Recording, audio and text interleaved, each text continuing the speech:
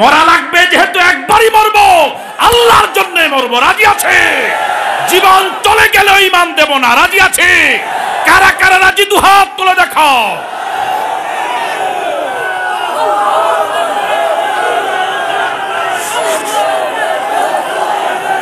হযরত আবু বকর নরম তবিয়তের মানুষ, কিন্তু সেদিন আল্লাহ নবীর 23 বছর জীবনে এমন সমস্যার কখনো সাহাবায়ে কেরাম পড়ে নাই।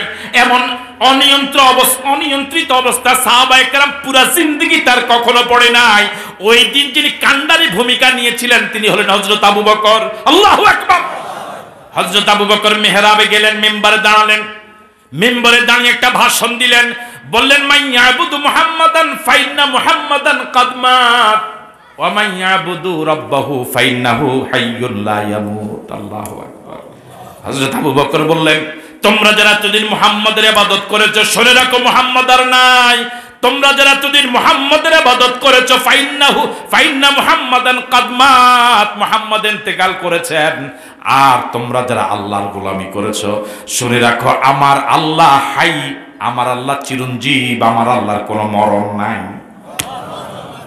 এবার হযরত আবু বকর সিদ্দিক রাদিয়াল্লাহু তাআলা আনহু কোরআন মাজিদের একটা আয়াত তেলাওয়াত করলেন, ওয়ামা মুহাম্মাদুন ইল্লা রাসূল قد خلت من قبله الرسل أفإن مات أو قتل انقلبتم على أعقابكم ومن ينقلب على عقبيه فلن يضر الله شيئا।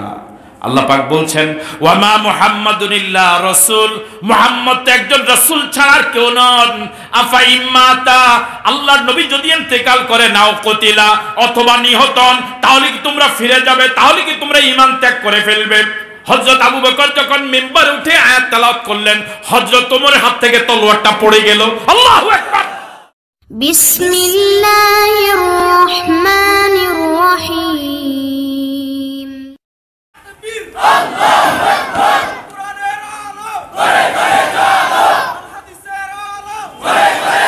আসসালামু আলাইকুম ওয়া রাহমাতুল্লাহি ওয়া বারাকাতুহু।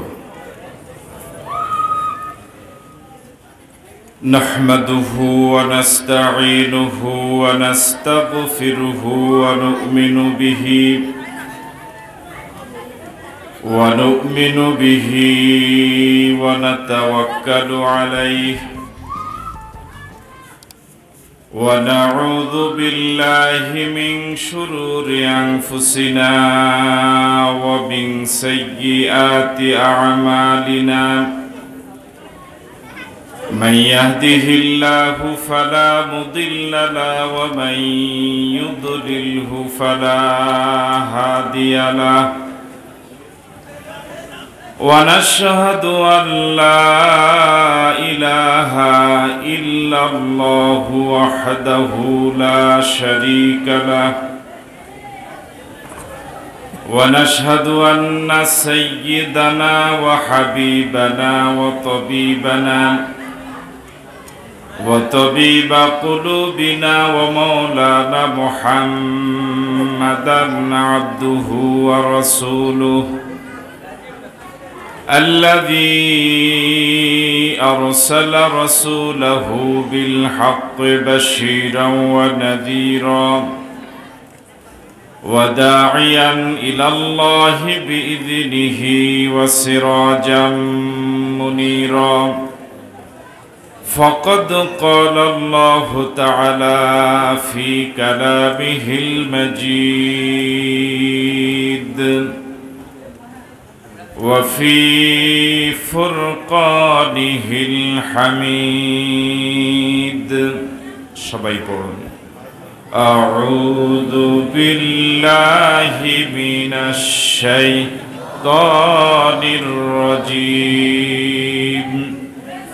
بسم الله الرحمن الرحيم إن الله وملائكته يصلون على النبي يا أيها أيها الذين آمنوا صلوا عليه وسلموا تسليما محبة الشتى درود إبراهيم اللهم صل على محمد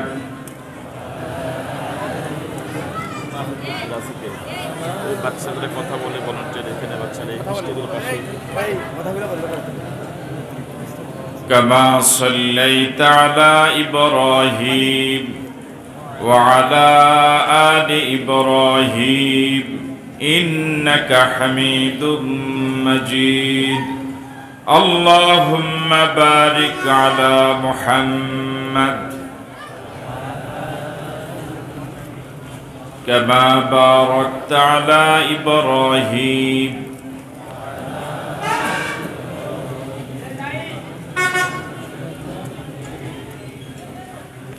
ঐতিহ্যবাহী ভোলাইন বাজার হাফিজিয়া মাদ্রাসার হাফিজ ছাত্রদের পাগড়ি প্রদান উপলক্ষে ভোলাইন বাজার উচ্চ বিদ্যালয় ও কলেজ মাঠে আয়োজিত আজকের এই দ্বীনি মাহফিল, এই মাহফিলের মহতারাম সভাপতি ভোলাইন বাজার আলিম মাদ্রাসার সুযোগ্য সাবেক অধ্যক্ষ আলহাজ আনম আব্দুল গনি মজুমদার সাহেব,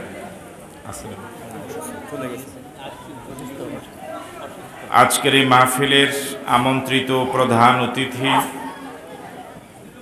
নাঙ্গলকোটের গণমানুষের প্রিয় মানুষ, আপনাদের গৌরব নাঙ্গলকোট উপজেলা পরিষদের সুযোগ্য চেয়ারম্যান জনাব আলহাজ শামসুদ্দিন কালু সাহেব, আজকের এই মাহফিলের গুরুত্বপূর্ণ আলোচনা পেশ করেছেন আমন্ত্রিত মেহমান ফুলগাঁও ফাজিল মাদ্রাসার সুযোগ্য আরবি প্রভাষক জনাব মাওলানা মাসুম বিন নোমান। আপনাদের কোনো স্বেচ্ছাসেবক নাই?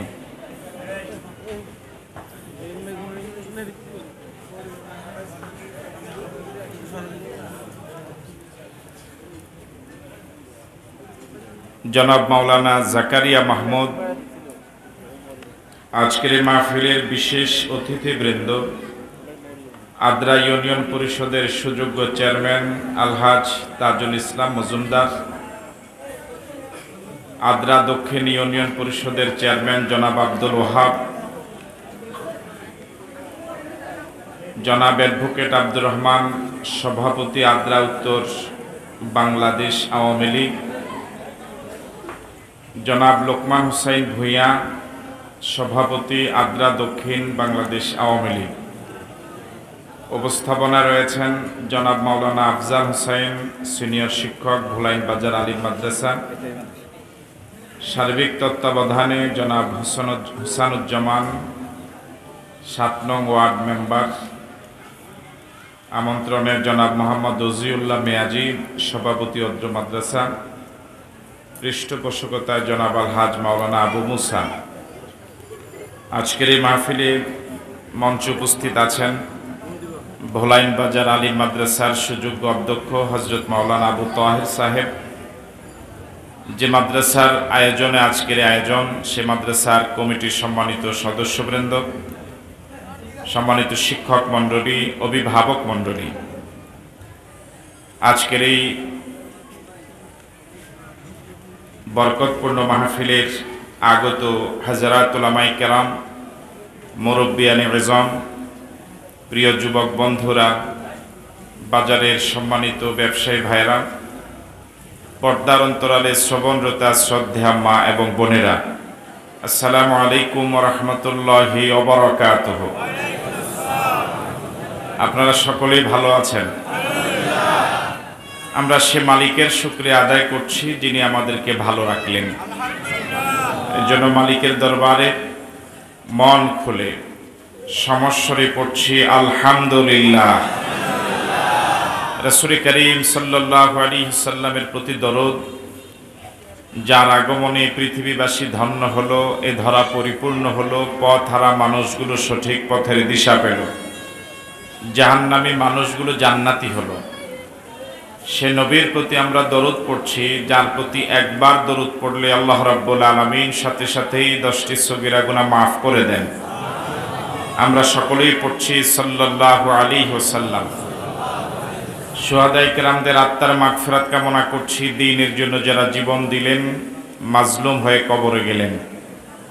ফরিয়াদ করছি, মালিক তুমি তাদের সকলকে শহীদ হিসেবে কবুল করো।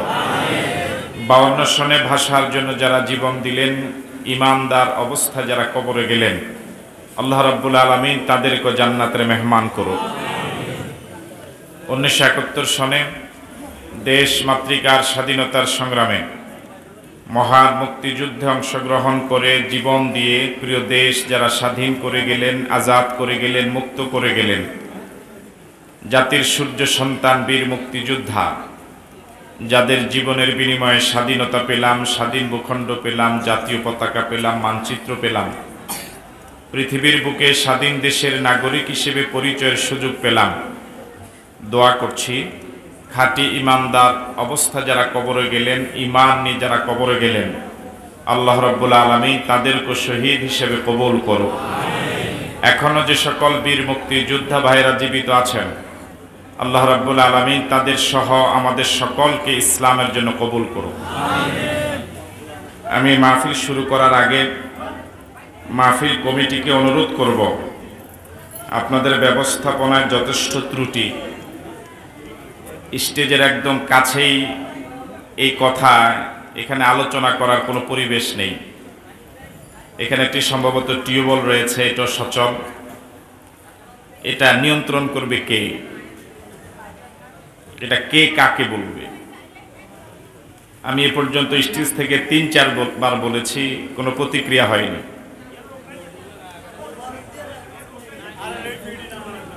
এই জন্য আপনাদের যদি কোনো স্বেচ্ছাসেবক থাকে, মেহরবানি করে স্টেজের এই পাশটাকে নিয়ন্ত্রণ করুন, রাস্তাটা ব্লক করে দিন, এখান থেকে যাতায়াতটা বন্ধ করে দিন। যিনি এখন গেলে তিনি থাকবেন কতক্ষণ পর্যন্ত? আপনি দায়িত্ববান ছেলেদেরকে দায়িত্ব দেন, যাতে করে এই জায়গাটা মাহফিল শেষ পর্যন্ত কন্ট্রোলে নিতে পারে। পিছনে কিছু জায়গা সম্ভবত এখনো আছে, যে সকল ভাইরা দাঁড়িয়ে আছেন, কোরআন মজিদের আলোচনার একটি আদব রয়েছে। যদি শোনার আগ্রহ থাকে, কিছু সময় ইসলামের জন্য দেওয়ার মানসিকতা থেকে থাকে, মেহরবানি করে পিছনে গিয়ে বসার জন্য অনুরোধ করছি। আর যে জায়গায় দাঁড়িয়ে আছেন, এই জায়গায় যদি বসার কোনো ব্যবস্থাপনা থাকে, মেহরবানি করে এই জায়গায় বসে পড়ুন। সম্মানিত দ্বীনী ভাইরা, এ মাস রবিউল আউয়াল মাস। কি মাস? এটা কি বাংলা না ইংরেজি মাস?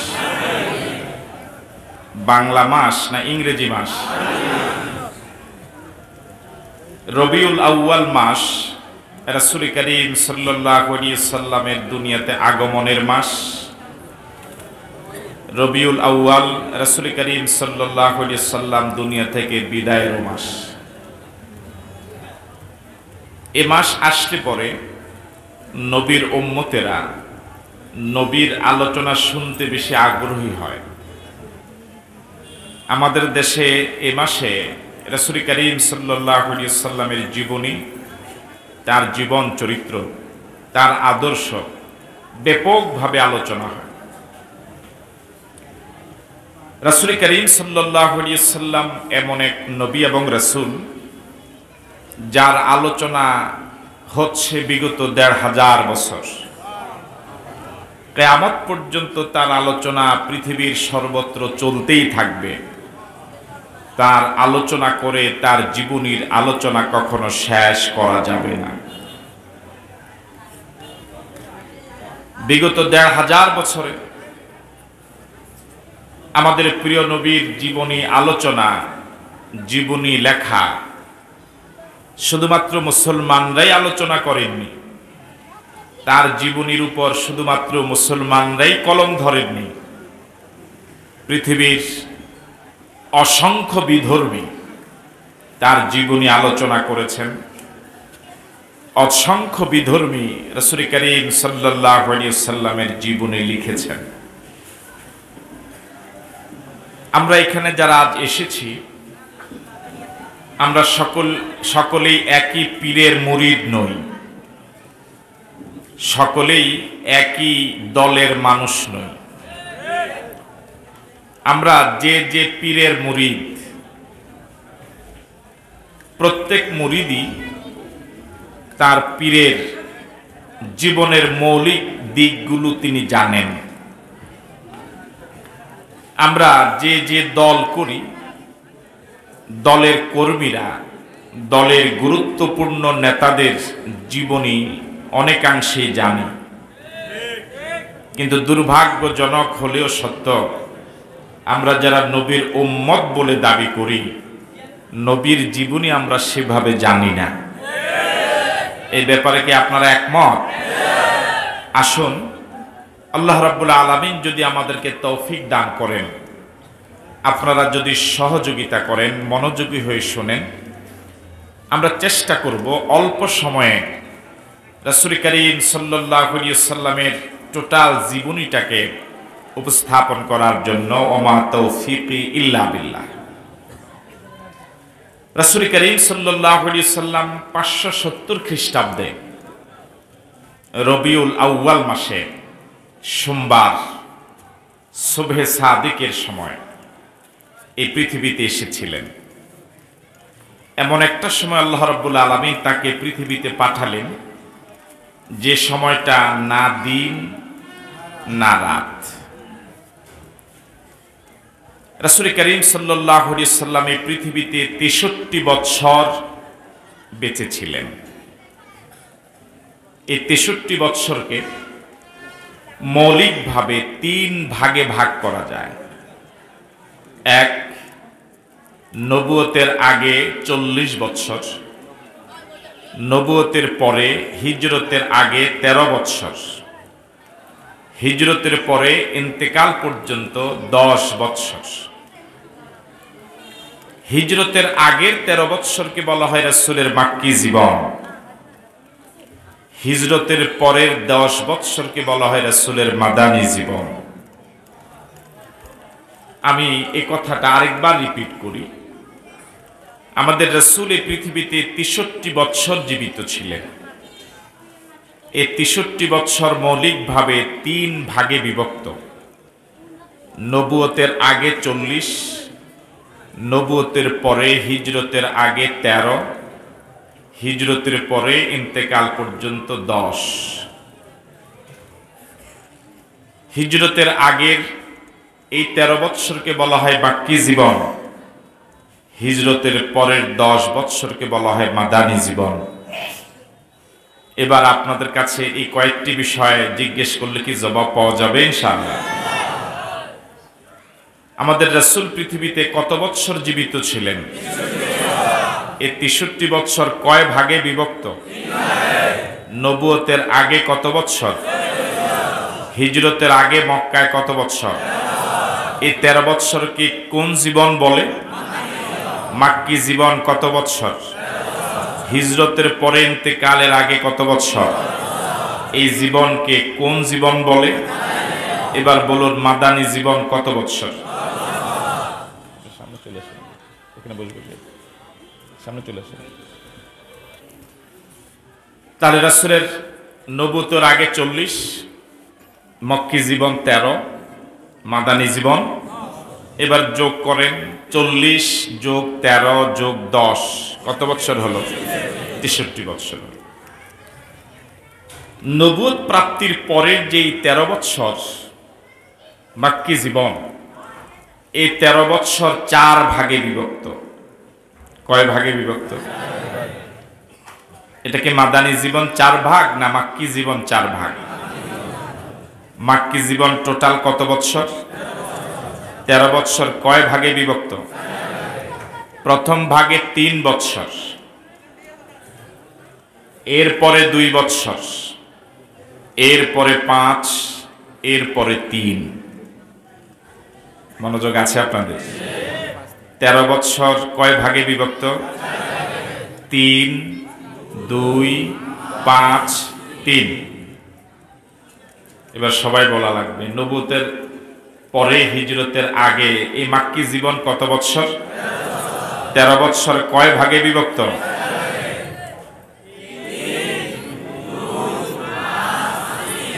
সবাই একসাথে বলেন নি তো, স্টেজও আওয়াজ নাই। প্রথমে কয় বছর? এরপর এরপর এরপর 3, 3, 2, 5, 5 যোগ 5, এরপরে 3, 13। প্রথম 3 বছর রাসূল করিম সাল্লাল্লাহু আলাইহি সাল্লাম গোপনে গোপনে দাওয়াত দিয়েছেন, একেবারে সংগোপনে, নিবৃতে, গোপনে। কেউ যদি লাইভ দেখিয়ে থাকেন মেহেরবানি করে লাইভ দেখানো বন্ধ করুন, রেকর্ড করুন, লাইভ বন্ধ করুন। প্রথম কয় বছর? এই 3 বছর আমাদের নবী প্রকাশ্যে দাওয়াত দেন নাই। আপনাদের এই মাহফিল প্রকাশ্যে না গোপনে? তাও তো অনেকে বলেনি। এটা কি প্রকাশ্য দাওয়াতি কাজ না গোপন দাওয়াতি কাজ? রাসূল প্রথম 3 বছর এভাবে প্রকাশ্যে দাওয়াত, ওই 3 বছর দাওয়াত দিয়েছেন একেবারেই গোপনে। এই 3 বছরে ইমানদারের সংখ্যা ছিল একেবারেই কম। মহিলাদের মাঝে হযরত খাদিজাতুল কুবরা, পুরুষের মাঝে হযরত আবু বকর সিদ্দিক, কিশোরদের মাঝে হযরত আলী, শ্রমজীবী মানুষের প্রতিনিধি হযরত যায়েদ, এ হাতে গোনা মাত্র কয়েকজন। এভাবে কেটে গেল কয় বছর? এই 3 বছরে দাওয়াতি কাজ গোপনে গোপনে হওয়ার কারণে বিরোধিতাটাও ছিল প্রাথমিক পর্যায়ে, বিরোধিতাটাও মারাত্মক আকার ধারণ করেনি। এই 3 বছরে বিরোধিতার ধরনটা ছিল ঠাট্টা। ঠাট্টাও তো একরকম বিরোধিতা, অবশ্য এটা এখন দেশে নাই।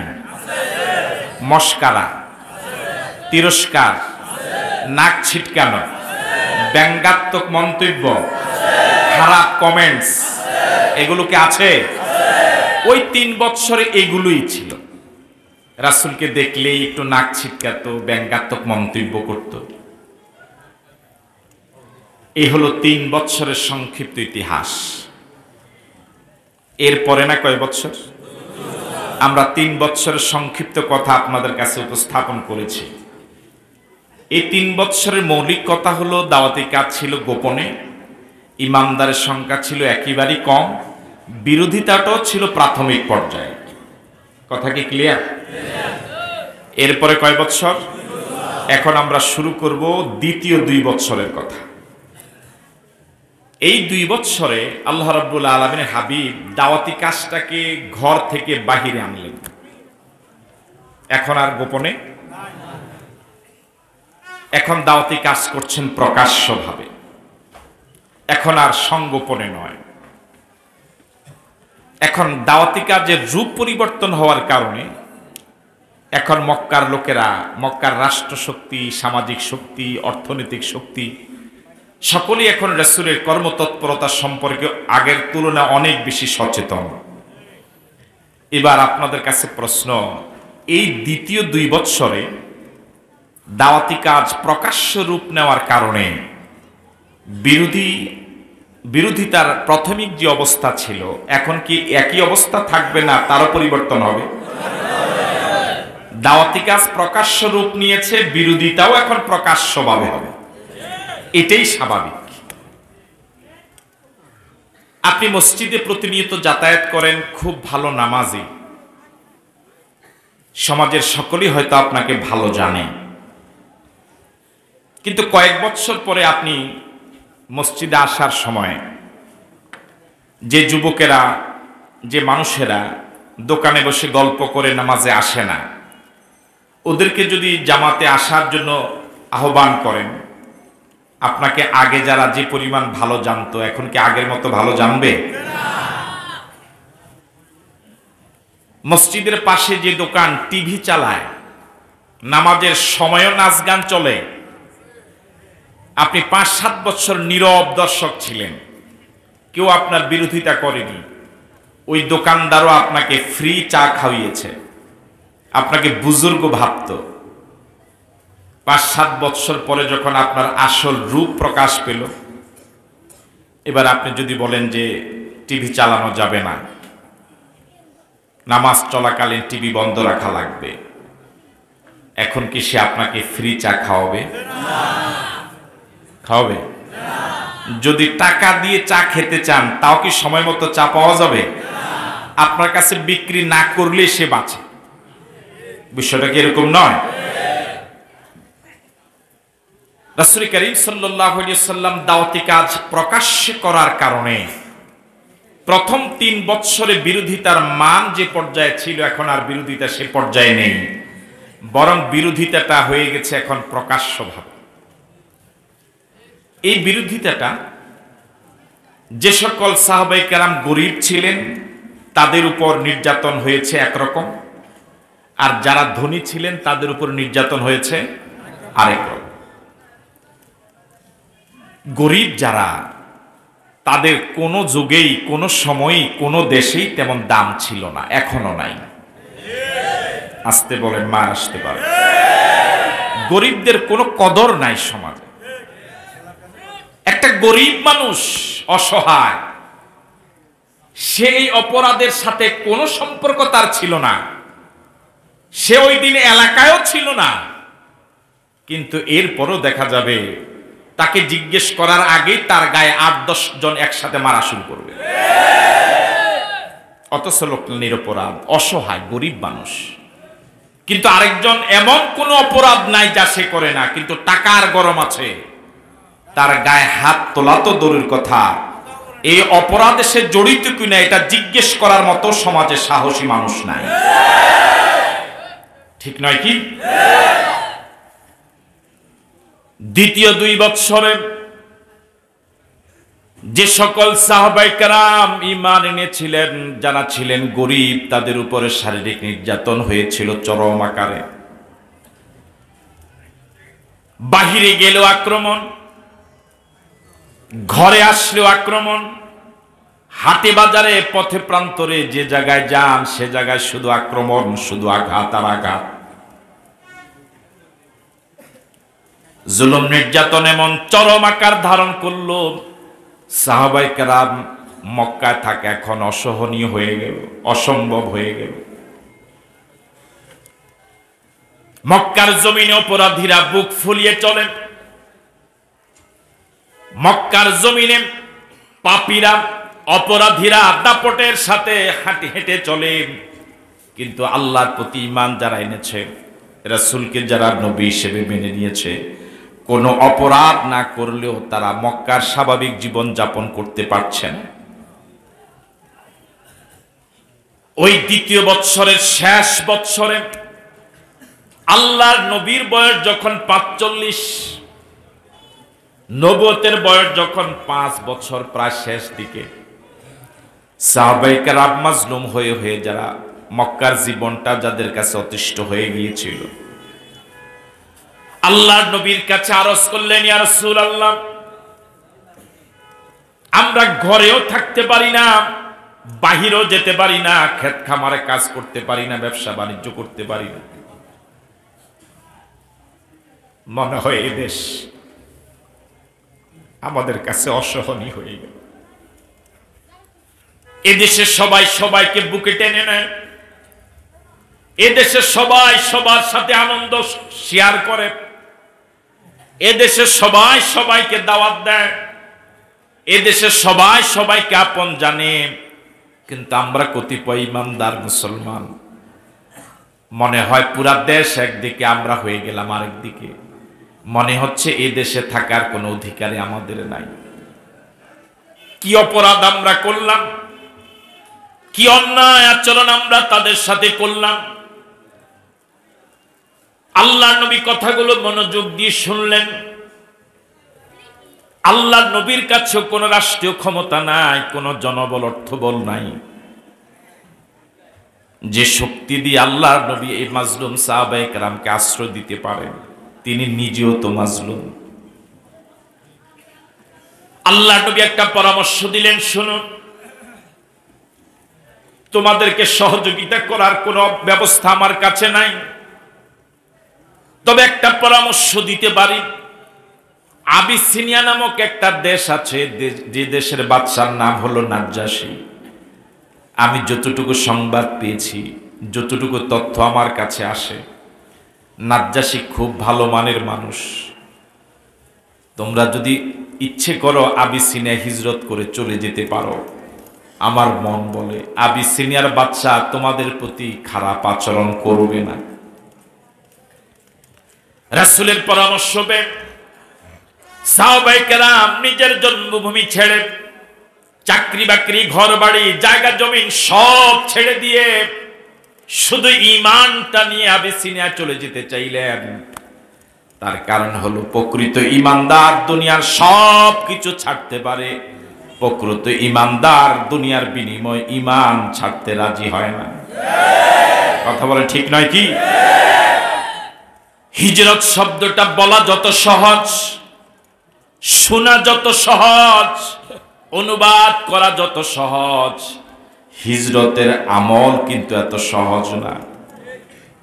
আমি মনে হয় বুঝাতে পারি নাই। নিজের ঘর বাড়ি, ব্যবসা বাণিজ্য, চাকরি বাকরি, সোনার সংসার সব ছেড়ে ভিন দেশে অজানার উদ্দেশ্যে পাড়ি জমানো, এটা কি সহজ না কঠিন? এটা কি শুধু কঠিন না, আমাদের জন্য অসম্ভব। এই অসম্ভব কাজকে সম্ভব করেছিলেন যারা, তারা হলেন রাদিয়াল্লাহু আনহুম ওয়া রাদু আন।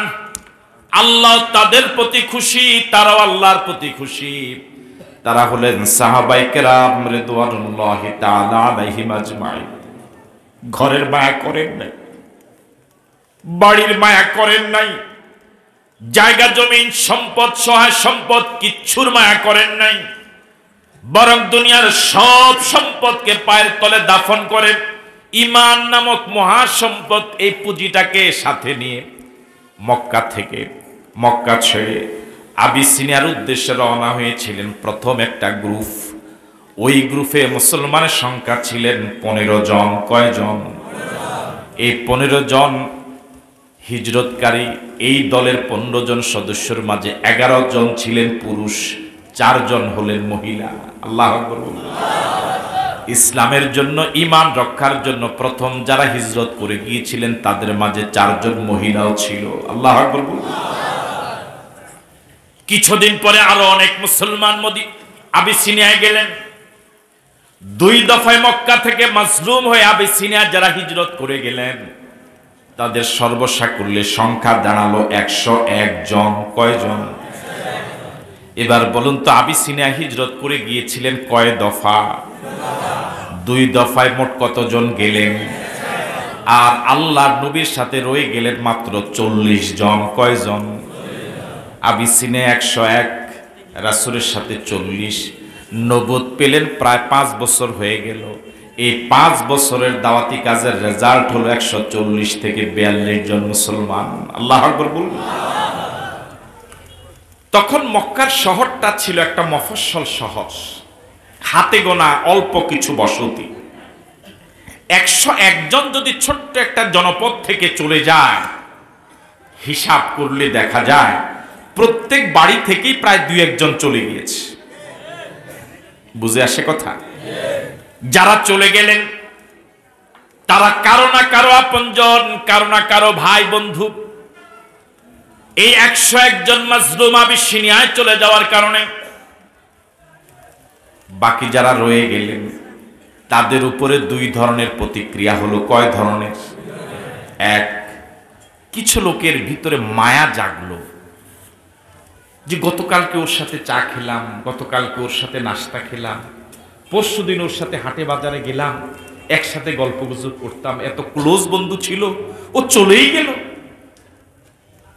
এই 101 জন জুলুমের শিকার হয়ে আবিসিনিয়ায় চলে যাওয়ার কারণে, যাদের অত্যাচারে, যাদের নির্যাতনের আবিসিনিয়া যেতে বাধ্য হলেন, নিজের প্রিয় জন্মভূমি ছাড়তে যারা বাধ্য হলেন, ওই জালেমদের মাঝে 2 ধরনের প্রতিক্রিয়া হলো।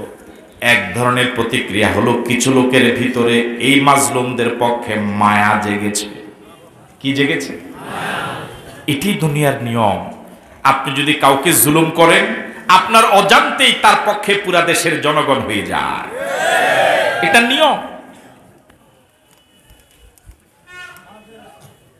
যাদের মায়া জাগলো তাদের অনেকেই মুসলমান হয়ে গেল। আরো আসতে বলুন। দ্বিতীয় দলের প্রতিক্রিয়া হলো, যাদের জুলুম নির্যাতনের কারণে এরা দেশ ছাড়তে বাধ্য হলো, এরা দেশ ছাড়ার আগে ওদের হিংসা বিদ্বেষ যে পরিমাণ ছিল, ক্ষোভ যে পরিমাণ ছিল, এরা চলে যাওয়ার কারণে রাগ ক্ষোভ আরো।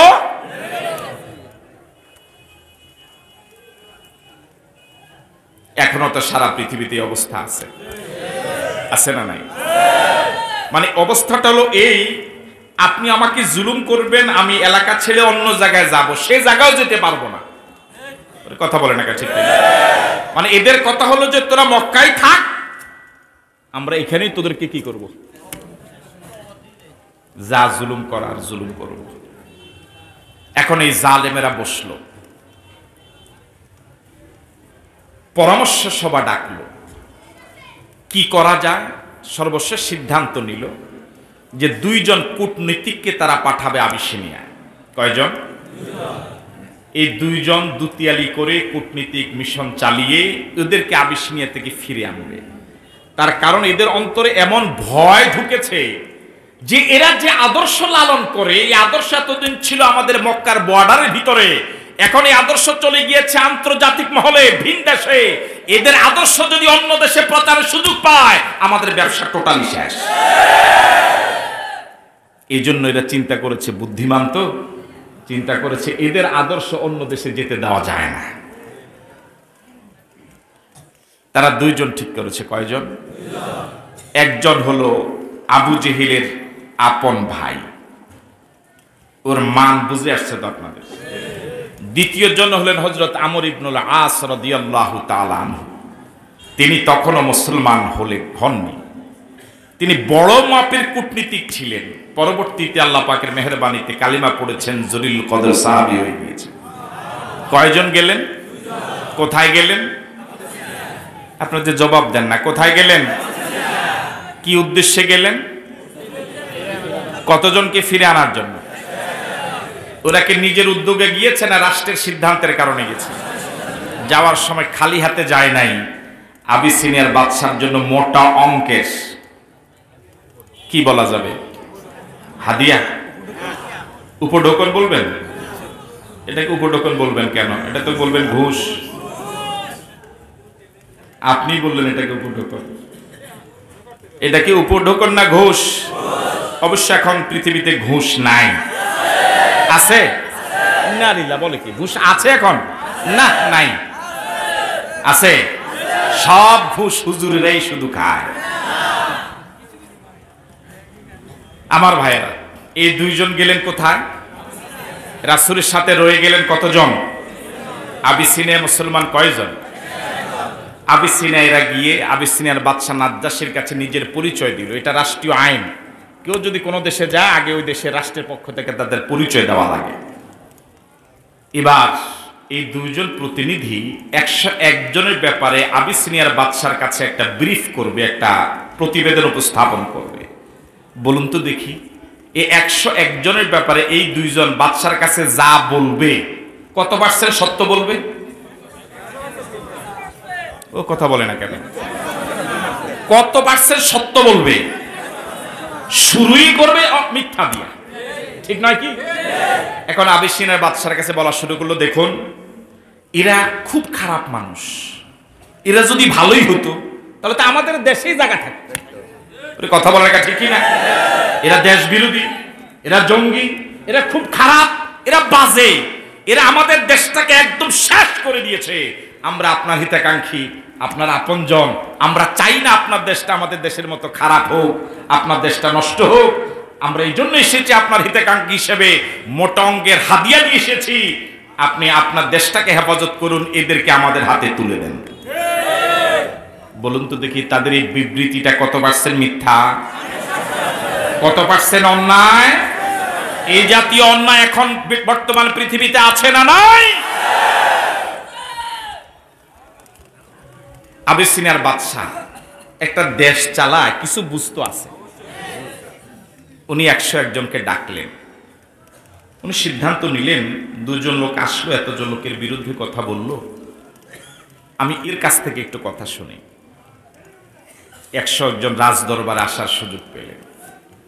এই 101 জনের নেতৃত্ব যিনি দিলেন তিনি হলেন রাসূলের চাচাতো ভাই জাফর ইবনে আবি তালেব রাদিয়াল্লাহু তাআলা, হযরত আলীর ভাই, হযরত আবু তালেবের ছেলে হযরত জাফর ইবনে আবি তালেব। আবিসিনিয়ার বাদশা ওই 2 জনের কাছ থেকে যা শুনলেন এই বিষয়ে জিজ্ঞেস করলেন। ওনারা ওনাদের বিবৃতি দিলেন। জাফর ইবনে আবি তালেব আবিসিনিয়ার বাদশার কাছে সূরা মারিয়ামের প্রথম কয়েক রুকু তেলাওয়াত করে শোনা। আবিসিনিয়ার বাদশা হযরত জাফর ইবনে আবি তালেবের জবান থেকে সূরা মারিয়ামের কয়েক রুকু যখন তেলাওয়াত শুনলেন, সূরা মারিয়াম তার কর্ণকুহরে পৌঁছলো, অন্তরে গিয়ে আঘাত করল, আর তার অজান্তেই তার 2 চোখ দিয়ে পানি গড়িয়ে পড়া শুরু করেছে। নাজ্জাশী ঘোষণা করলেন, আমি যে কথাগুলো শুনেছি জীবনে এমন সুন্দর কালাম আমি কোনোদিন শুনি নাই। আমার মন বলে এই কথাগুলো দুনিয়ার কোনো মানুষের কথা নয়, এটা অবশ্যই আল্লাহ সুবহানাহু ওয়া তাআলার কথা। জোরে বলেন আল্লাহু আকবার। আবিসিনিয়ার বাদশা সিদ্ধান্ত জানালেন যে 101 জন তোমাদের জুলুম অত্যাচার অসহনীয় পর্যায়ে পৌঁছার পরে নিজের জন্মভূমি ছেড়েছে, নিজের ঘর বাড়ি ব্যবসা বাণিজ্য চাকরি বাকরি সব কিছু ছেড়ে শূন্য হাতে আমার দেশে আশ্রয় নিয়েছে। আমি রাষ্ট্রের পক্ষ থেকে ঘোষণা করছি এরা যতদিন চায় আমার দেশে রাজকীয় মেহমান হিসেবে থাকার সুযোগ পাবে। জোরে বলেন আল্লাহু আকবার। যার কেউ নাই তার কে আছে? মক্কার লোকেরা মনে করেছিল এদের জায়গা মক্কায় হবে না, পৃথিবীর কোন দেশেই এদের জায়গা হবে না। এদেরকে ফেরত আনার জন্য রাষ্ট্রীয় সিদ্ধান্তের আলোকে 2 জনকে পাঠানো হলো। এই 2 জন প্রতিনিধি যাওয়ার আগে 101 জন সম্পর্কে আবিসিনিয়ার বাদশা কিছুই জানতো না, কিন্তু আল্লাহ পাকের সিদ্ধান্ত কত চমৎকার। এদের যাওয়ার কারণে ওই 101 জন মাজলুম আবিসিনিয়া এতদিন যারা অপরিচিত ছিলেন তারা এখন রাজকীয় মেহমানের মর্যাদা পেয়ে গেলেন। যে ঘুষ নিয়ে গিয়েছিল এই 2 জন, আবিসিনিয়ার বাদশা ওদের ঘুষ ওদের হাতে তুলে দিলেন। আল্লাহু আকবার। এ হলো 2য় বৎসরের ঘটনা। 13 বৎসর কয় ভাগে বিভক্ত? আমরা কি 3 বছরের কথা বলেছি? 2 বৎসরের কথা কি বলেছি? এবার ওই 2 জন মক্কায় আসলো খালি হাতে না লোক নিয়ে? যাওয়ার সময় যেরকম একটা ভাব নিয়ে গেছিল, আসার সময় যাওয়ার সময় চেহারা একটু তেল তেলা ছিল, এখন আসার সময় একদম শুকনা। কথা কয় না ঠিক কিনা? যাওয়ার সময় ভাবই ছিল আলাদা, এখন আসার সময়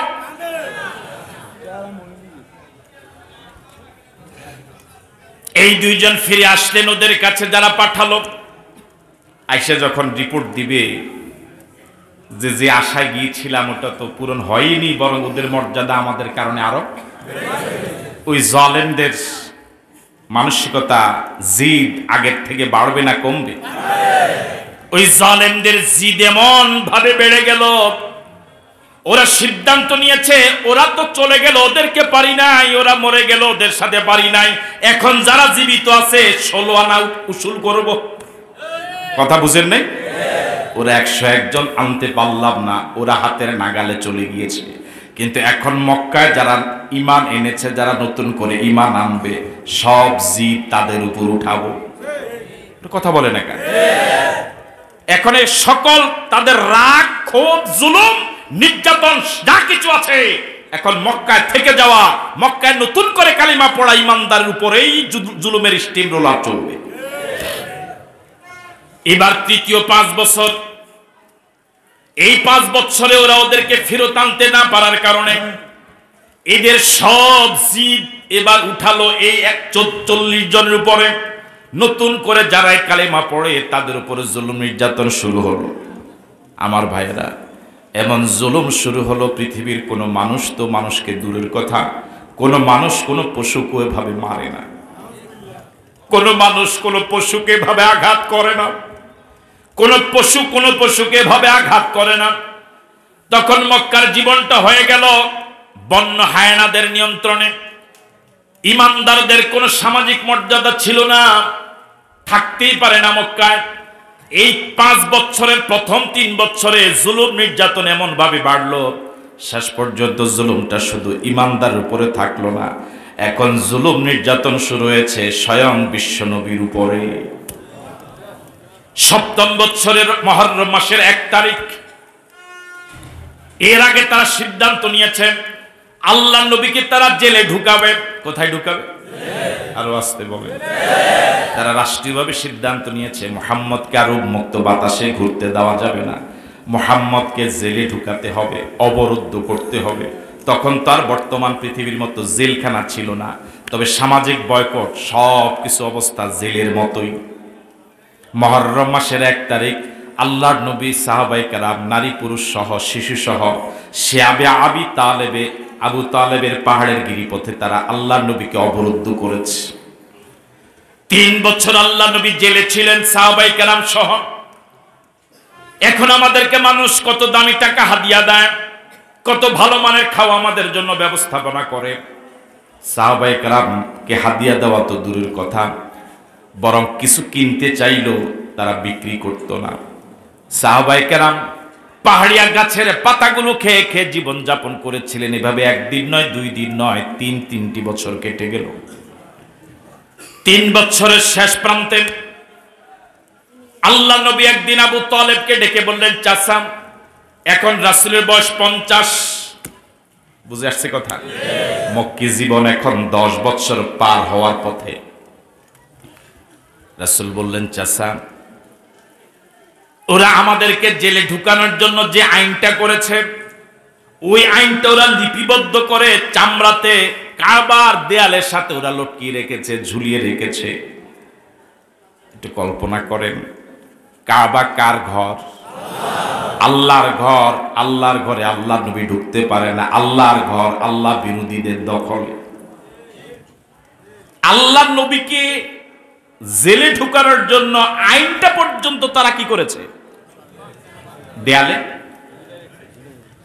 আল্লাহ নবী বললেন, চাচা, তারা যে আইনটা লিপিবদ্ধ করে কাবার দেয়ালে লটকিয়ে রেখেছে, ওই আইনে যত জায়গায় আল্লাহর নামটা রয়েছে শুধু আল্লাহর নামটাই অক্ষত আছে, আর তাদের সব লেখাগুলো উলুতে খেয়ে ফেলেছে। জোরে বলেন আল্লাহু আকবার। উলু বুঝেন? উলু। আবু তালেব বললেন, ভাতিজা, তুমি যা বলছো তা কি সত্য? আল্লাহ নবী বললেন, চাচা, জীবনে কোনোদিন মিথ্যা কথা বলি নাই।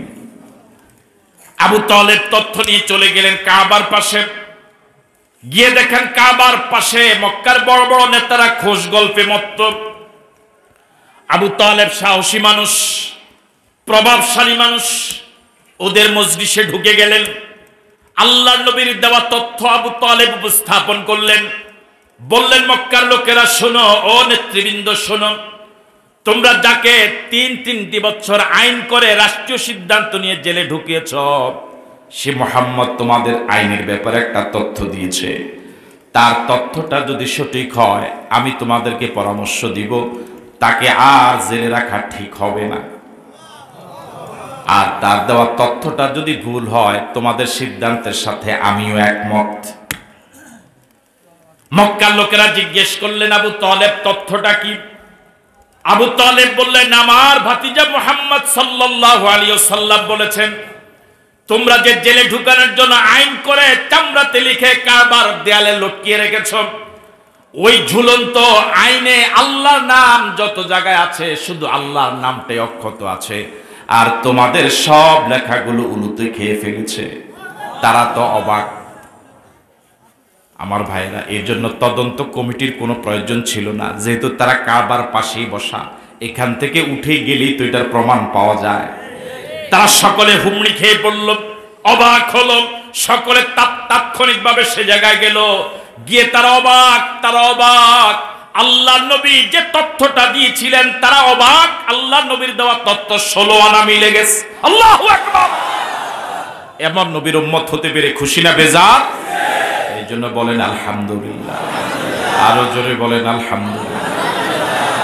আল্লাহ নবী জেল থেকে ছাড়া পেলেন, এখন রাসূলের বয়স 50। কত বছর আমার ভাইরা? আল্লাহ নবী জেল থেকে ছাড়া পাওয়ার 6 মাস পরে আবু তালেব দুনিয়া থেকে বিদায় হলেন। আল্লাহ নবী জেল থেকে ছাড়া পাওয়ার 7 মাস পরে খাদিজাতুল কুবরা দুনিয়া থেকে বিদায় হলেন। আল্লাহ নবী জেল থেকে ছাড়া পাওয়ার 6-7 মাসের ব্যবধানে যিনি বাহির আশ্রয় ছিলেন তিনিও নাই, যিনি ঘরে সান্ত্বনা ছিলেন তিনিও নাই। আবু তালেব যতদিন জীবিত ছিলেন আল্লাহ নবীকে ওরা পাগল বলেছে, কবি বলেছে, গণক বলেছে, জাদুকর বলেছে, অসভ্য ভাষায় গালি দিয়েছে, কিন্তু আল্লাহ নবীর গায়ে ওরা হাত তোলার সাহস পায় নাই। আবু তালেব এখন দুনিয়াতে নাই। আল্লাহ নবী বাহিরে যত নির্যাতনের শিকার হয়েছেন, ঘরে আসলে সান্ত্বনা ছিলেন খাদিজাতুল কুবরা। আজ খাদিজাও পৃথিবীতে নাই। এই বছরটাকে বলা হয় আমুল হুজনে, দুশ্চিন্তার বছর, বিপদের বছর। একটু কল্পনা করেন আল্লাহ নবী কত চরম অসহায় বিশ্ব নবী। বাহিরও কেউ নাই, ঘরেও সান্ত্বনা দেওয়ার কেউ নাই। এতদিন পর্যন্ত যারা আল্লাহ নবীর গায়ে হাত তোলার সাহস পায় নাই, এই 10ম বছরে আল্লাহ নবীর চাচা আবু তালেব ইন্তেকাল করার পরে, খাদিজাতুল কুবরা ইন্তেকাল করার পরে আল্লাহ নবী একদিন বাজারে গেলেন। এতদিন যারা আল্লাহ নবীর গায়ে হাত তোলার সাহস পায় নাই, এখন ওই 2 জন চলে যাওয়ার কারণে রাসূলকে ওরা এরকম চরম অসহায় অবস্থায় পেয়ে কাদা মাটি নিয়ে আল্লাহ নবীর চেহারা মুবারক ওরা মুখে করছে। বিশ্ব নবী, কুল কায়নাতের নবী, তামাম জগতের নবী, যার দেহ মুবারকে মশা মাছি বসা হারাম এবং হারাম, ওই দেহ মুবারক ওরা কাদা মাটি ফেলেছে। আল্লাহ নবী এই চরম অসহায় অবস্থায় ঘরে আসলেন। এখন আর ঘরে খাদিজা নাই। ফাতেমা রাদিয়াল্লাহু তাআলা আনহা ঘরে কাপড়ের আঁচল দিয়ে আল্লাহ নবীর চেহারা মুবারক থেকে ময়লাগুলো সরিয়ে দিলেন। এই সময় আল্লাহ নবী আর কোন চরম অসহায় অবস্থায় পড়ে গেলেন। কাবার পাশে একদিন আল্লাহ নবী আল্লাহকে সিজদা দিচ্ছিলেন। একটা উট জবে করা হয়েছিল। ওই জবে করা উটের নাড়ি ভুঁড়িগুলো মক্কার কাফের এবং মুশরিকরা আল্লাহ নবী যখন সিজদারত, এই অবস্থা আল্লাহ নবীর পিঠে চাপা দিয়া আল্লাহ নবীকে হত্যা করতে চেয়েছিল। একটু কল্পনা করেন, আল্লাহ নবী সিজদারত অবস্থায় একটা বিশাল উটের নাড়ি ভুঁড়িগুলো আল্লাহ নবীর পিঠে চাপা দেওয়া। আল্লাহ নবী শত চেষ্টা করে পারছেন না উটের নাড়ি ভুঁড়িগুলো পিঠ থেকে সরাতে। একজন পথিকে পথ দিয়ে যাচ্ছিলেন, তিনি রাসূলের দুরবস্থা দেখে দ্রুত গতিতে ঘরে গিয়ে ফাতেমাকে জানালেন। ফাতেমা মহিলা মানুষ, আজ তার মা নাই, আজ চাচা আবু তালেব নাই, আল্লাহ নবীর আপনজন এখন আর পৃথিবীতে কেউ নাই। ফাতেমা আসলেন, শরীরের সমস্ত শক্তি প্রয়োগ করে আল্লাহর নবীর পিঠ থেকে উটের নাড়ি ভুঁড়িগুলো ধাক্কা দিয়ে ফেলে দিয়েছিলেন। আল্লাহর নবী একদিন বাজারে গেলেন। আল্লাহর নবী যখন হাঁটছিলেন, মক্কার কাফের এবং মুশরিকেরা গামছা টাইপের লম্বা এরকম একটা কাপড় আল্লাহ নবীর গলায় পেঁচ দিয়েছে। আল্লাহ নবীর গলায় পেঁচ দিয়ে দুদিক থেকে টেনে আল্লাহ নবীকে ফাঁসি দিয়ে মারতে চেয়েছে। এই কয়েকটা ঘটনা যা আপনাদের সামনে উপস্থাপন করলাম, এবার আপনাদের বিবেকের কাছে প্রশ্ন, যে নবী হাঁটতে গেলে গলায় ফাঁসি দেওয়া হয়, যে নবী বাজারে গেলে মুখের ভিতরে কাদা মারা হয়, যে নবী আল্লাহকে সিজদা দিলে উটের নাড়ি ভুঁড়িগুলো পিঠে চাপা দিয়ে হত্যা করার পরিকল্পনা হয়, বলুন তো দেখি এই মক্কা কি আর এই নবীর থাকার কোনো সুযোগ আছে? কথা বলেন না, কার সুযোগ কি আছে? আল্লাহ নবী এই চরম দুঃস্ব অবস্থার সিদ্ধান্ত নিলেন। আর প্রিয় জন্মভূমি মক্কায় হয়তো থাকতে পারবো না। আল্লাহ নবী সিদ্ধান্ত নিলেন তায়েফে যাবেন। কোথায় যাবেন? তিনি মনে মনে চিন্তা করেছেন, মক্কার লোকেরা আমার দাওয়াত কবুল করে নাই, হয়তো তায়েফের লোকেরা কবুল করবে। আল্লাহ নবী মক্কা ছেড়ে তায়েফে গেলেন।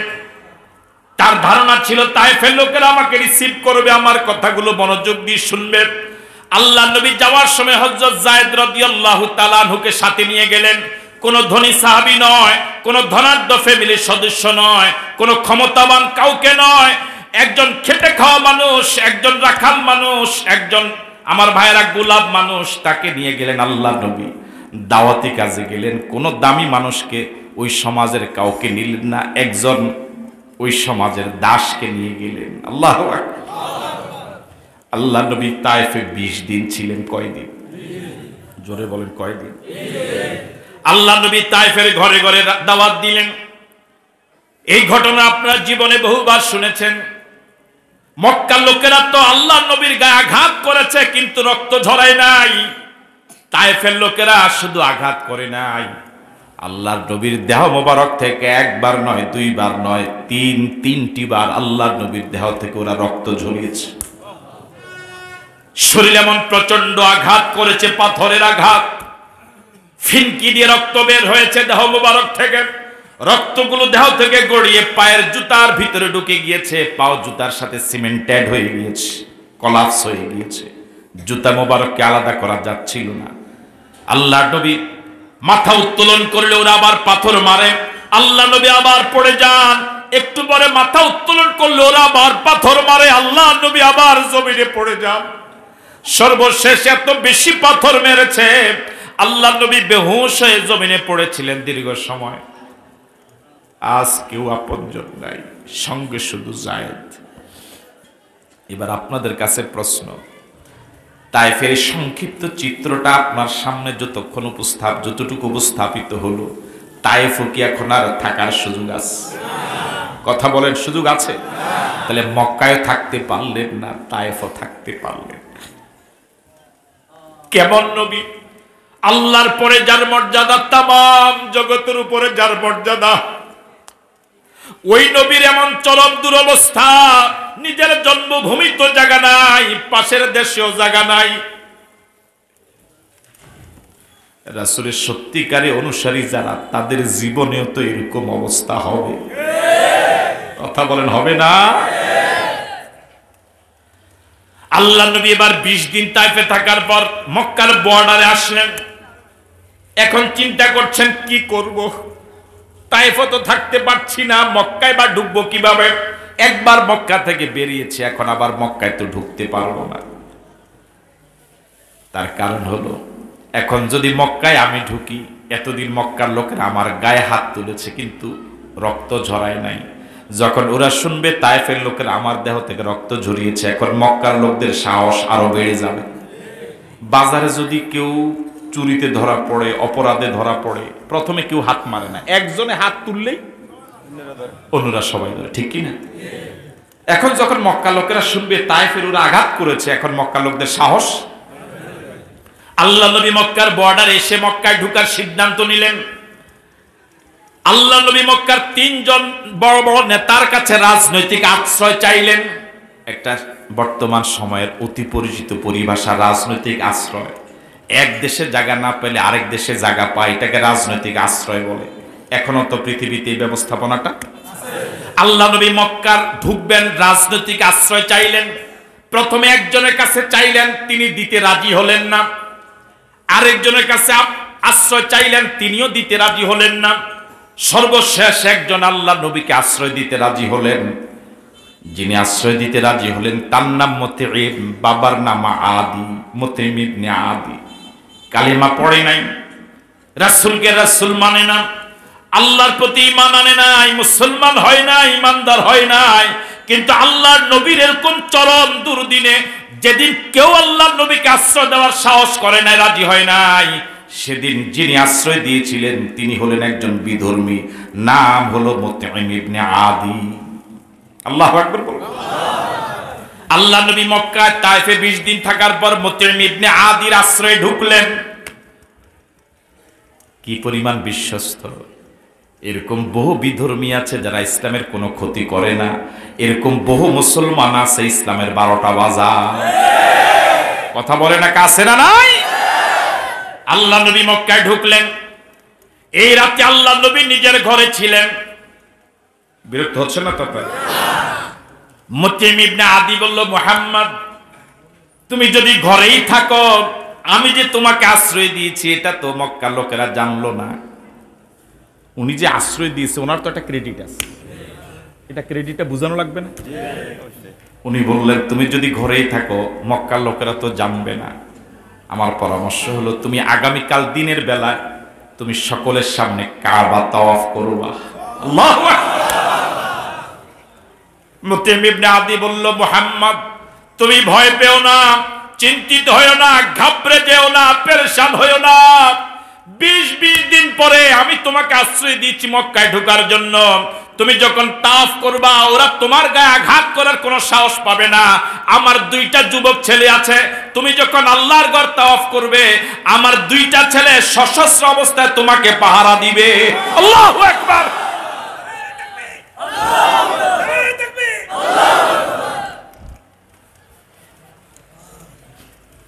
একজন বিধর্মী, কত আস্থাশীল মানুষ, আল্লাহ নবী তাওয়াফ করা শুরু করলেন। মুতঈম ইবনে আদি এক পাশে দাঁড়িয়ে মজা দেখছে, আর মুতঈমের 2 ছেলে সশস্ত্র তলোয়ার সশস্ত্র অস্ত্র নিয়ে আল্লাহ নবীর চারপাশে পাহারা দিচ্ছে।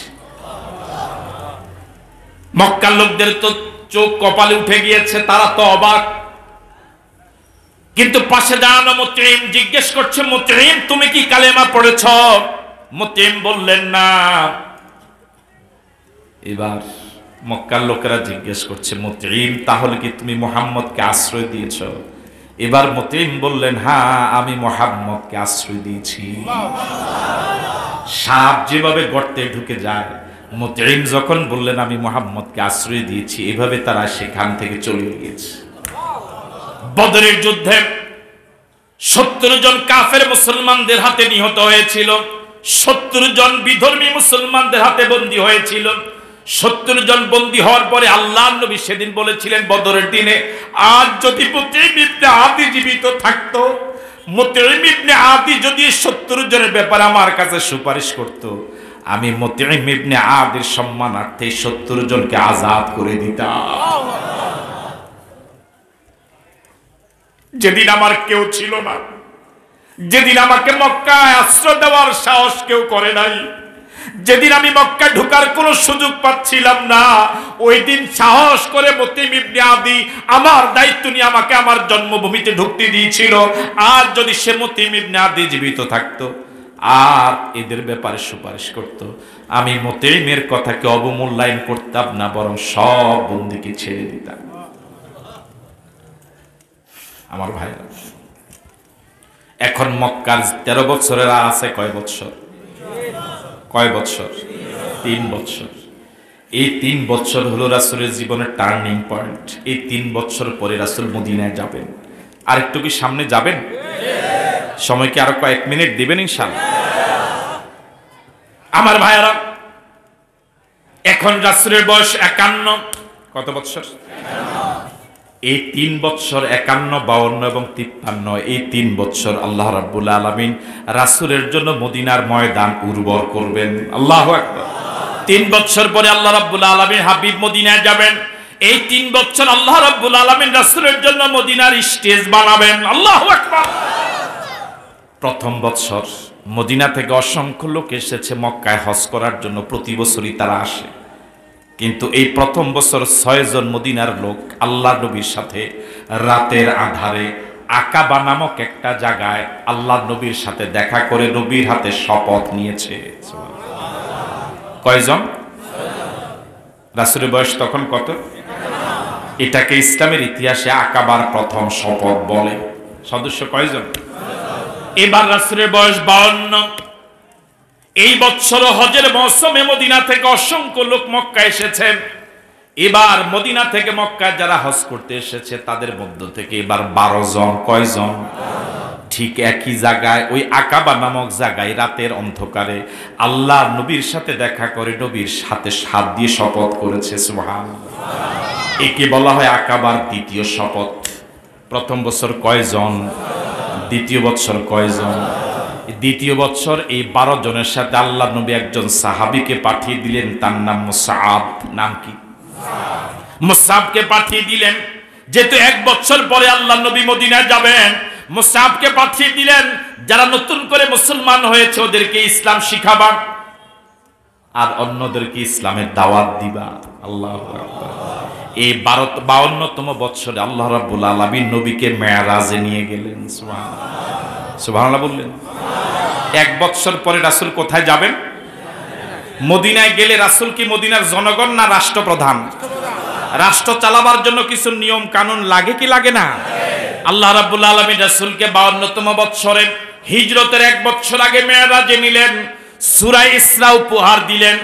রাষ্ট্র পরিচালনার জন্য 14 দফা সম্বলিত সূরা বনী ইসরাইল, সূরা ইসরা আল্লাহ রাব্বুল আলামিন রাসূলকে উপহার দিলেন, যে সূরা ইসরার ভিতরে রাষ্ট্র পরিচালনার জন্য মৌলিক 14টা দফা আছে। আল্লাহু আকবার। এবার সর্বশেষ বছর, কয়েকদিন পরে রাসূল কোথায় যাবেন? এবার আবার হজের মৌসুমে মক্কা থেকে মদিনা থেকে অসংখ্য লোক মক্কা এসেছে। এবার আগন্তুক লোকদের মধ্যে 72 জন ওই একই জায়গায়, জায়গার নাম কি ভুলে গেছেন? জায়গার নাম কি? এই একই জায়গায় রাতের গভীর অন্ধকারে 72 জন আল্লাহ নবীর সাথে দেখা করেছেন, আল্লাহ নবীর হাতে শপথ নিয়েছেন। এই 72 জনের ভিতরে 2 জন মহিলাও ছিল। তাহলে আকাবার প্রথম শপথে কয়জন? দ্বিতীয় শপথে কয়জন? তৃতীয় শপথে কয়জন? 72 জন। আমার ভাইরা,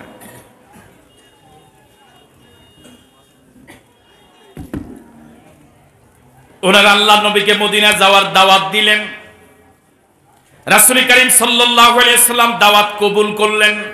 এখানে অনেক ঘটনা, ফেলে যেতে মন চায় না। বলি, রাসূল যখন আকাবার তৃতীয় শপথে রাতের আধারে ওখানে দেখা করতে গেলেন, রাসূল তখন একা। রাসূলের সাথে রাসূলের চাচা আব্বাসও গেলেন। তখন কিন্তু আব্বাস কালিমা পড়ে নাই। আল্লাহর নবী রাতের আধারে ওই 72 জনকে লক্ষ্য করে বললেন, শোনো, এখানে অনেক রাত হয়েছে, তোমরা যেখানে এসেছো, আমরা যেখানে আছি, এটা কিন্তু গোয়েন্দাদের নজরে, সুতরাং লম্বা বক্তৃতা দেওয়া যাবে না, যে যা বলবা অল্প সময়ে বলো। সর্বপ্রথম ফ্লোর নিলেন হযরত আব্বাস।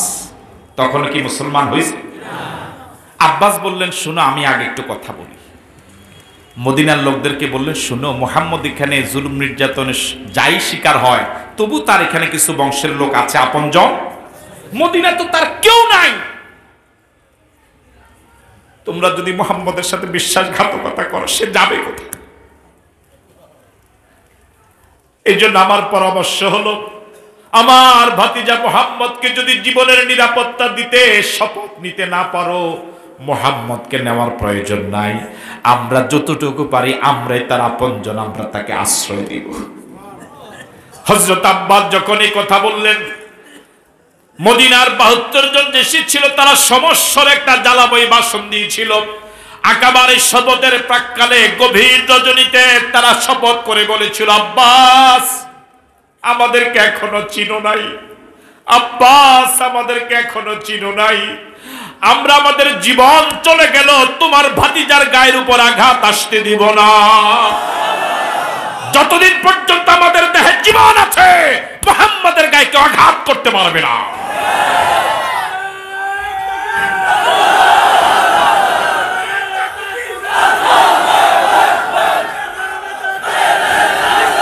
আমার ভাইয়ারা, আমার ভাইয়ারা, কাউকে হুঁশিয়ার করার দরকার নেই, আল্লাহ সকলকে হেদায়েত দেখ বলি। আমার ভাইয়ারা, রাসূল সিদ্ধান্ত নিলেন মদিনায় যাবেন। আছেন আপনারা মাঠে? আসুন আমরা একটু রাসূলের সাথে সাথে কল্পনায় যাব ইনশাআল্লাহ। ঠিক আছে কথা? আমরা যদি মদিনায় যাই রাসূলের সাথে সাথে ভালো হবে না? রাসূল সাহাবায়ে কেরামকে আগে ইঙ্গিত দিয়েছেন, তোমরা আগে কই যাওগা, যেহেতু আমি একটু পরে। আল্লাহর নবীর ইঙ্গিত পেয়ে ইশারা পেয়ে সাহাবায়ে কেরাম সব মক্কা ছেড়ে মদিনায় চলে গেলেন। যেতে যেতে এখন মক্কা একদম খালি। আল্লাহু আকবার। সব সাহাবায়ে কেরাম যারা গেলেন রাতের আধারে গেলেন, গোপনে গেলেন। একমাত্র সাহাবী হযরত ওমর রাতের আধারে হিজরত করেন নাই, দিনের আলোতে হিজরত করেছেন।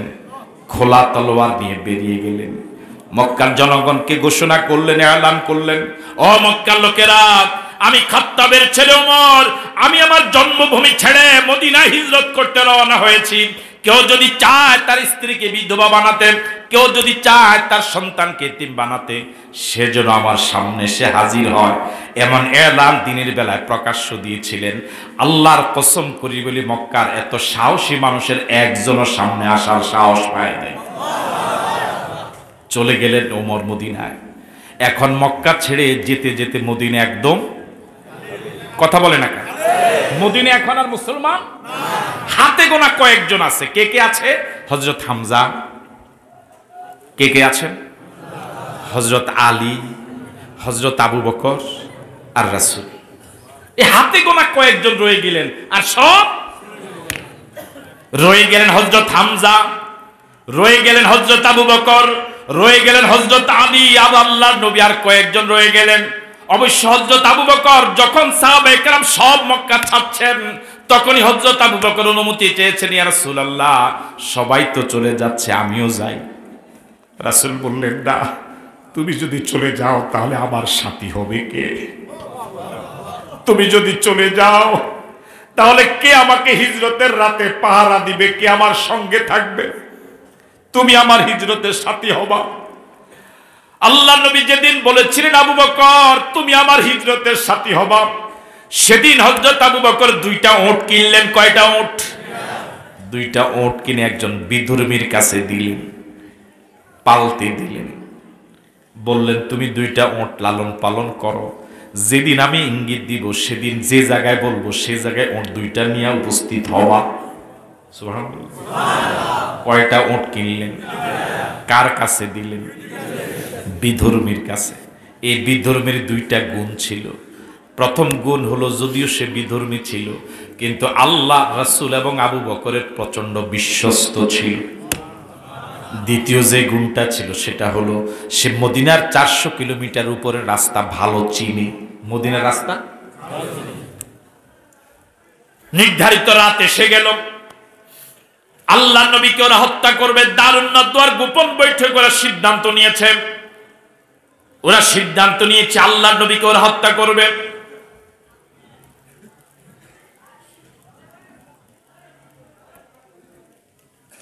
ঘোষণা করেছে যে আল্লাহ নবীকে হত্যা করতে পারবে 100 লাল নোট উপহার দেওয়া হবে। সব গোত্র থেকে যুবকদেরকে রিক্রুট করা হলো। সবাই চলে আসলো মুহাম্মদের ঘরের চারপাশে। বহুবার জীবনে শুনেছেন, আল্লাহ নবী আলীকে বললেন, আলী, এই হলো আমানত, যারা আমাকে হত্যা করতে এসেছে ওদের টাকাই গুলো, যারা আমাকে হত্যা করার পরিকল্পনা করেছে, আইন করেছে, ওদের টাকা। আমি ওদের টাকাগুলো, এই আমানতগুলো তোমার কাছে বুঝিয়ে দিলাম। আমি চলে যাচ্ছি, এই টাকাগুলো আমি চলে যাওয়ার পর ওদের হাতে বুঝিয়ে দিবে। হযরত আলী ঘুমিয়েছিলেন। রাসূল এক মুষ্টি বালু নিলেন, চারপাশে সশস্ত্র অবস্থায় কাফেররা দাঁড়ানো। এমন অবস্থা যদি আমার আপনার হয়, হার্ট ফেল করেই তো মরার কথা। আল্লাহ নবী এক মুষ্টি বালু নিলেন। ইন্না জাআলনা ফি আনাকিহিম মাগলালান ফাহিয়া ইলাল আযকানি ফাহুম মুকমাহুন ওয়াজআলনা মিন বাইনি আইদিহিম সাদ্দান ওয়া মিন খালফিহিম সাদ্দা ফাআগশাইনাহুম ফাহুম লা ইউবসিরুন। দম করলেন, বালুগুলো ছেড়ে দিলেন। আল্লাহ রাব্বুল আলামিন বলেন, ওয়া মা রামাইতা ইয রামাইতা ওয়ালাকিন্নাল্লাহ রামা। নবী হে, বালুগুলো শুধু আপনি ছেড়ে দিয়েছিলেন, আপনার ঘরের চারপাশে কাফেরদের চোখে চোখে আমার কুদরত বালুগুলো পৌঁছে দিয়েছিল। আল্লাহ নবী এক ফাঁকে বেরিয়ে গেলেন, ওরা টেরও পেল না। সব ক্ষমতা কার? আরো জোরে বলেন, সব ক্ষমতা কার? ওয়া মাকারু ওয়া মাকারাল্লাহ ওয়া মাকারু ওয়া মাকারাল্লাহ ওয়াল্লাহু খায়রুল মাকিরিন। পৃথিবীর সব বিধর্মীরা ষড়যন্ত্র করে, আল্লাহ চমৎকার ভাবে সে ষড়যন্ত্রের জবাব দেয়। সে আল্লাহ আছে না নাই? রাষ্ট্র সিদ্ধান্ত নিয়েছে মুহাম্মদকে হত্যা করবে, যাদেরকে পাঠালো ওই রাষ্ট্রের সবচেয়ে চৌকস সেনাবাহিনীকে পাঠালো। ওদের ফাঁকে আল্লাহ নবী চলে গেলেন, ওরা টেরও পেল না। আল্লাহু আকবার। সে আল্লাহ আগের মতো এখনো আছে না নাই? রাসূল চলে গেলেন আবু বকরের ঘরে, টকা দিলেন, বেরিয়ে আসলেন। মদিনা হলো মক্কা থেকে উত্তর দিকে, রাসূল গেলেন উল্টা দিকে। কোন দিকে? রাসূল গেলেন দক্ষিণ দিকে। বুদ্ধি আছে না নাই? রাসূল চিন্তা করেছেন ওরা তো 100 উটের আশায় আমার পিছনে ঘুরবে, প্রথমে তো ঘুরবে ভাও পথে। রাসূল উল্টা পথে গেলেন, সূর পাহাড়ের গুহায় 3 দিন 3 রাত আল্লাহ নবী সেখানে কাটালেন। সঙ্গে আবু বকর, আবু বকরের ছেলে আব্দুর রহমান ইবনে আবু বকর সারাদিন মক্কার বাজারে ঘুরে ঘুরে গোয়েন্দাগিরি করেন, ওদের তৎপরতা সম্পর্কে জানেন। সন্ধ্যা হলে পরে বকরি দহন করে, গরম তাজা দুধ দহন করে, আসমা বিনতে আবু বকর রান্না করা খাবার নিয়ে গভীর রজনীতে রাসূল করিম সাল্লাল্লাহু আলাইহি ওয়াসাল্লাম এবং নিজ পিতা আবু বকরের কাছে নিয়ে যান। এভাবে 1 দিন 2 দিন 3 দিন কাটলো। আজ রাতে রাসূল রওনা হবেন। আল্লাহু আকবার বলবেন। ওই যে বিধর্মীর কাছে হযরত আবু বকর 2টা ওট পালতি দিয়েছিলেন, মনে আছে? হযরত আবু বকর সংবাদ পাঠালেন, ওট নিয়ে আসো। ওই বিধর্মী ওট নিয়ে উপস্থিত, অথচ ঈমান আনে না। কিন্তু কি আস্থাশীল মানুষ! নির্ধারিত সময় ওট নিয়ে উপস্থিত। হযরত আসমা বিনতে আবু বকর রাদিয়াল্লাহু তাআলা কয়েকদিন খাওয়া যায় এরকম রান্না বান্না করে রাতের অন্ধকারে মহিলা মানুষ রাতের অন্ধকারে সূর পর্বতে নিয়ে আসলেন। হিজরতের সফরে আবু বকরের পরিবারের যে অবদান, সারা পৃথিবীর ইমানদারেরা সে ঋণ কোনোদিন শোধ করতে পারবে না। আবু বকর সিদ্দিক রাদিয়াল্লাহু তাআলা আনহুর পরিবারের যে অবদান কোনোদিন শোধ করতে পারবে না। যে পোটলাটা এনেছিলেন বাঁধার মতো কোনো রশি ছিল না। পরনে যে পায়জামাটা ছিল, পায়জামার যেটা কোষ, আরবিতে যাকে বলে নেতাক, ওই নেতাকটা ছিঁড়ে রশি দিয়ে বেঁধে দিয়েছিলেন। আল্লাহু আকবার। একটা উঠে উঠলেন আল্লাহর নবী। উট কয়টা? আরেকটা উঠে উঠলেন হযরত আবু বকর। হযরত আবু বকর রাদিয়াল্লাহু তাআলা ওই দীর্ঘ সফরে খেদমতের জন্য একজন গোলাম নিয়ে গিয়েছিলেন। ওই গোলাম আবু বকরের পিছনে। আল্লাহু আকবার। আর যে বিধর্মী রাস্তাও চিনে, এই কয়েকদিন ওট লালন পালন করেছে, রাসূলের ওট লাগাম ধরে ধরে সামনে হাঁটছে। আল্লাহু আকবার। সাগরের উপকূলীয় পথ ধরে হাঁটলেন মদিনার দিকে। এই পথে হযরত আবু বকর বাণিজ্যিক কারণে জীবনে বহুবার যাতায়াত করেছেন। এই পাশের আশেপাশের লোকেরা আবু বকরকে চেহারা দেখলে চিনে, কিন্তু আল্লাহ নবী পথ দিয়ে আর কোনোদিন হাঁটেন নাই। আশেপাশের লোকেরা রাসূলকে চিনে না। লোকেরা জিজ্ঞেস করে আবু বকরকে, আবু বকর উনি কে? আল্লাহু আকবার বলবেন। রাসূল কোথায়? সামনে। আবু বকর?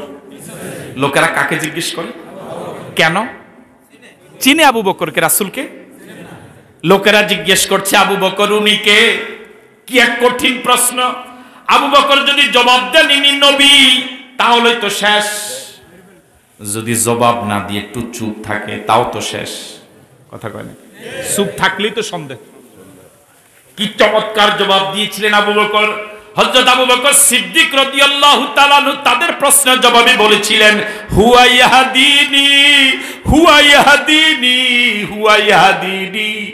ও মক্কার লোকেরা শুনে রাখো, ও প্রশ্নকারীরা শুনে রাখো, জিজ্ঞেস করছো সামনের উনি কে? তিনি হলেন আমার পথ প্রদর্শক, তিনি আমাকে রাস্তা দেখায়। আল্লাহু আকবার বলবেন না? আবু বকর বুঝাতে চেয়েছেন, আমি জান্নাতের পথ চিনতাম না, আমি কোনোদিন সিরাতে মুস্তাকিমের সন্ধান পেতাম না, তিনি আমাকে জান্নাতের পথ দেখায়, তিনি আমাকে সিরাতে মুস্তাকিমের পথ দেখায়। আর ওরা বুঝেছে আবু বকর মনে হয় পথ চিনে না, দুনিয়ার পথ দেখায়। আল্লাহু আকবার বলবেন না? আমার ভাইয়েরা, চলছেন দুজন মদিনার দিকে। সোরাকা নামক একজন লোক সংবাদ পেয়েছে এই পথ ধরে আল্লাহ নবী হাঁটছেন, অনেকে জেনে ফেলেছে। এটা তো আর একদিনের সফর না, অনেক দিন লেগেছে। সুরাকা নিশ্চিত পথে মুহাম্মদ চলছেন। অন্য লোকেরা সুরাকাকে জিজ্ঞেস করে, সুরাকা শুনেছি এই পথ ধরে মুহাম্মদ এবং আবু বকর যাচ্ছে। সুরাকা নিশ্চিত হওয়ার পরও তাদেরকে বলছেন, না না, এরকম কিছু জানি না। তার কারণ হলো সুরাকা যদি বলে 100 উটের ভাগ ওদেরকেও দেওয়া লাগবে, এই জন্য সুরাকা ওদেরকে না জানিয়ে একটা দ্রুতগামী ঘোড়াতে উঠে আল্লাহ নবীকে হত্যা করার জন্য পিছনে পিছনে ছুটছে। আল্লাহ নবীর একদম কাছে চলে গিয়েছে, আর দিয়ে কদম গেলেই আল্লাহ নবীকে হত্যা করা যায়। এমন সময় আল্লাহর কুদরত, নবীর মুজিজা, সুরাকা যে ঘোড়াতে উঠে নবীকে হত্যা করার জন্য গিয়েছে, ওই ঘোড়ার সামনের 2টা পাও বালুতে ডুবে গিয়েছে। আল্লাহু আকবার। সুরাকা কোন রকম ঘোড়াটাকে আবার উঠালো। আল্লাহ নবী তো অনেক দূর চলে গেলেন, আবার দ্রুত বেগে 100 লাল ওট পাওয়ার আশায় পাগলের মতো হয়ে গেল। একটু গেলে আঘাত করা যায়, এবার আবার 2টা পাও সামনে ডুবে গেল। তাও কি আল্লাহু আকবার বলবেন? এবার সর্বশেষ এত প্রচন্ড বেগে পাগল পারা হয়ে জীবন বাজি রেখে ছুটছে, আঘাত করলেই তো নবী শেষ, 100 লাল ওট পাওয়া যাবে। ওই সময় 100 লাল ওট মানে বর্তমানে 100 বিমান। আমার ভাইরা, এবার ঘটনা দেখা গেল, এবার শুধু সামনের 2 পাও নয়, সুরাকার আরোহিত ওই উটে ওই ঘোড়ার 4 পাও মাটিতে ডুবে গিয়েছে। এখন রাসূলকে হত্যা করা তো দূরের কথা, ঘোড়াকেই তো বাঁচাতে পারে না। সুরাকা নিশ্চিত হয়ে গেল মুহাম্মদকে আর হত্যা করতে পারবো না। আল্লাহ নবীর কাছে নিজেকে সুপর্দ করলো, ধন্না দিল। আল্লাহ নবী বললেন, সুরাকা আমি তোমাকে ছেড়ে দিলাম। আল্লাহু আকবার। আল্লাহ নবী সেদিন ইচ্ছে করলে সুরাকা যখন আত্মসমর্পণ করেছে মেরে ফেলতে পারতেন। আল্লাহ নবী বললেন, সুরাকা আমি তোমাকে ছেড়ে দিলাম, আমি তোমাকে ছেড়ে দিলাম, তবে তোমাকে একটা পরামর্শ, তুমি চলে যাও, আমরা যে পথ ধরে হাঁটছি তুমি কাউকে বইলো না। সুরাকা কথা দিলেন, ইয়া রাসূলুল্লাহ আমি কথা দিলাম আমি কাউকে বলবো না। সুরাকা বুঝতে পেরেছে যে মক্কার জালেমেরা আল্লাহ নবীকে মক্কার জন্মভূমি ছাড়তে বাধ্য করেছে, আল্লাহ নবী কিছুদিনের ভিতরে আবার মক্কায় প্রবেশ করবেন। সুরাকা নিশ্চিত হয়ে ভয় পেয়ে গেল, আল্লাহ নবী যদি আবার মক্কায় ঢুকেন আমার তো দেহের উপরে কল্লা থাকবে না। এই জন্য সুরাকা বললেন, ইয়া রাসূলুল্লাহ আমার একটা দরখাস্ত, আপনি আমার জন্য একটা নিরাপত্তা নামা লিখে দেন। আল্লাহু আকবার। আবু বকরের পিছনে যে গোলাম তিনি লেখাপড়া জানতেন, রাসূল বললেন, যাও সুরাকার নামে একটা আমার পক্ষ থেকে নিরাপত্তা নামা লিখে দাও। যিনি হত্যা করতে রওনা হয়েছেন বারবার ক্ষমা করার উদাহরণ যিনি দিতে পারেন তিনি হলেন মুহাম্মদুর রাসূলুল্লাহ।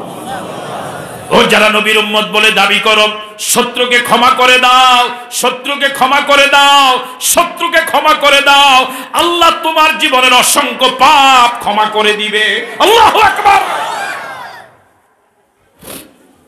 রাসূল মদিনায় ঢুকলেন। মদিনায় যাওয়ার আগের একটা উপশহর নাম হলো কুবা। নাম কি? রাসূল আগে কুবায় ঢুকলেন, 10 দিন কুবায় ছিলেন। কয়দিন?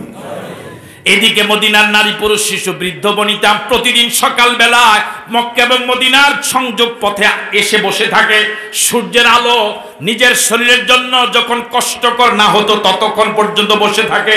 প্রতিদিন এভাবে আল্লাহর নবীকে অভ্যর্থনা জানার জন্য সময় দেয়, কিন্তু আল্লাহর নবী তখনও যাচ্ছেন না। কাটালেন 10 দিন কুবায়। আজ 10 দিন পরে নবী রওনা হলেন মদিনায়। আল্লাহু আকবার।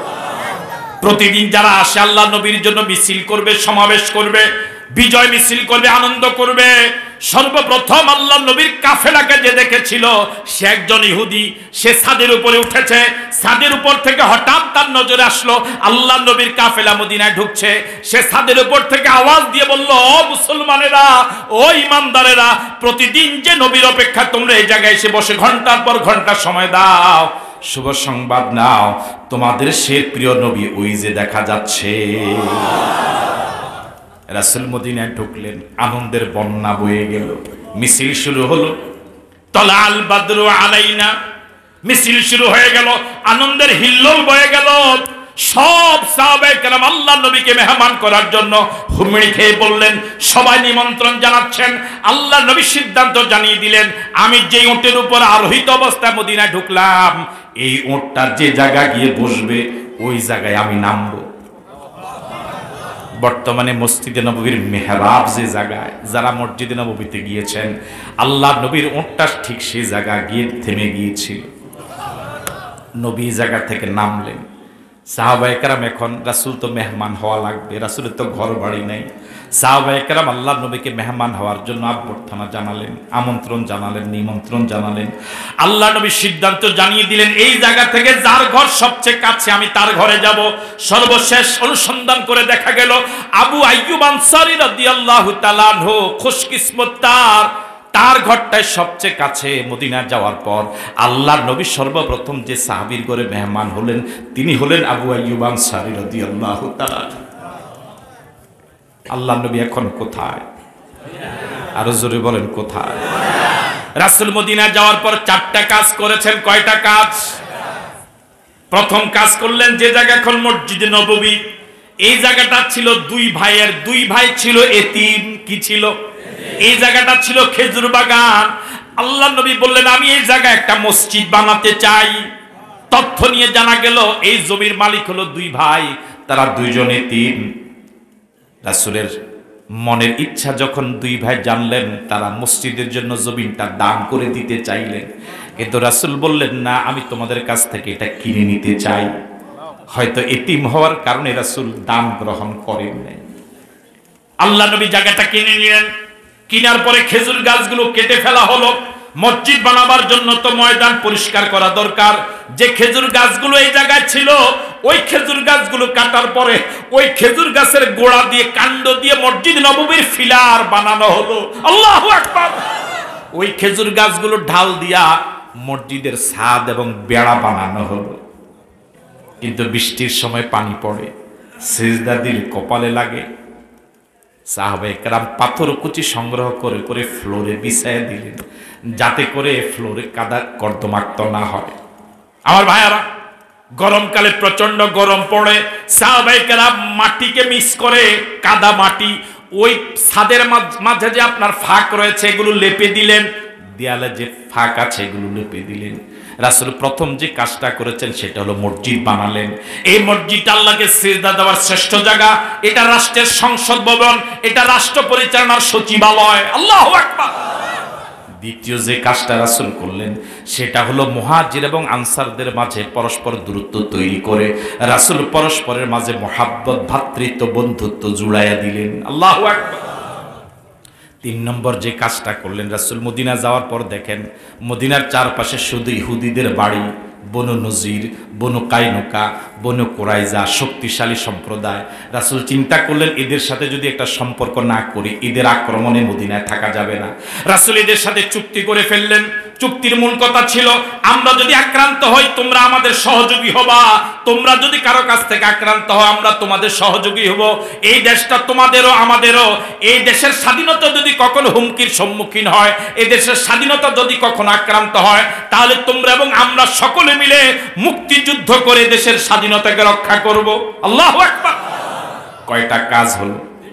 মসজিদে নববী বানানো, মুসলমানদের পরস্পরের দূরত্ব তৈরি করে আন্তরিক বন্ধনে আবদ্ধ করা, 3 বিধর্মীদের সাথে চুক্তি করা, এটাকে বলা হয় মদিনার সনদ। এটাকে কি বলা হয়? 4 নম্বর যে কাজটা আল্লাহ নবী করেছেন সে কাজটা হলো রাসূল বুঝতে পেরেছেন ওরা আমাকে মক্কায় থাকতে দেয় নাই, মদিনার শান্তিতে থাকতে দিবে না, যুদ্ধ হবে। এই জন্য রাসূল রাষ্ট্রীয়ভাবে একটা সেনাবাহিনী গঠন করে ফেললেন। আল্লাহু আকবার। আরো জোরে বলেন আল্লাহু আকবার। এখনো যদি পৃথিবীর কোন দেশ এই 4টা কাজ করে, সমাজটা যদি মসজিদ ভিত্তিক হয়ে যায়, মসজিদ যদি সমাজের সকল কিছুর ফয়সালার কেন্দ্র হয়ে যায়, মুসলমান যে যে দলই করুক, যে পীরের মুরিদ হোক, যদি ঝগড়াঝাটি বন্ধ করে, হিংসা বিদ্বেষ বন্ধ করে, দলাদলি মারামারি হানাহানি বন্ধ করে, সব মুসলমান যদি এক ভাই ভাই হয়ে যায়, 3 নম্বর ওই দেশের বিধর্মীদের সাথে যদি একটা শান্তি চুক্তি হয়ে যায়, 4 নম্বর ইমানদার শক্তিশালী সেনাবাহিনী যদি গঠন হয়ে যায়, ওই দেশে জান্নাতি আবহাওয়া বিরাজ করবে।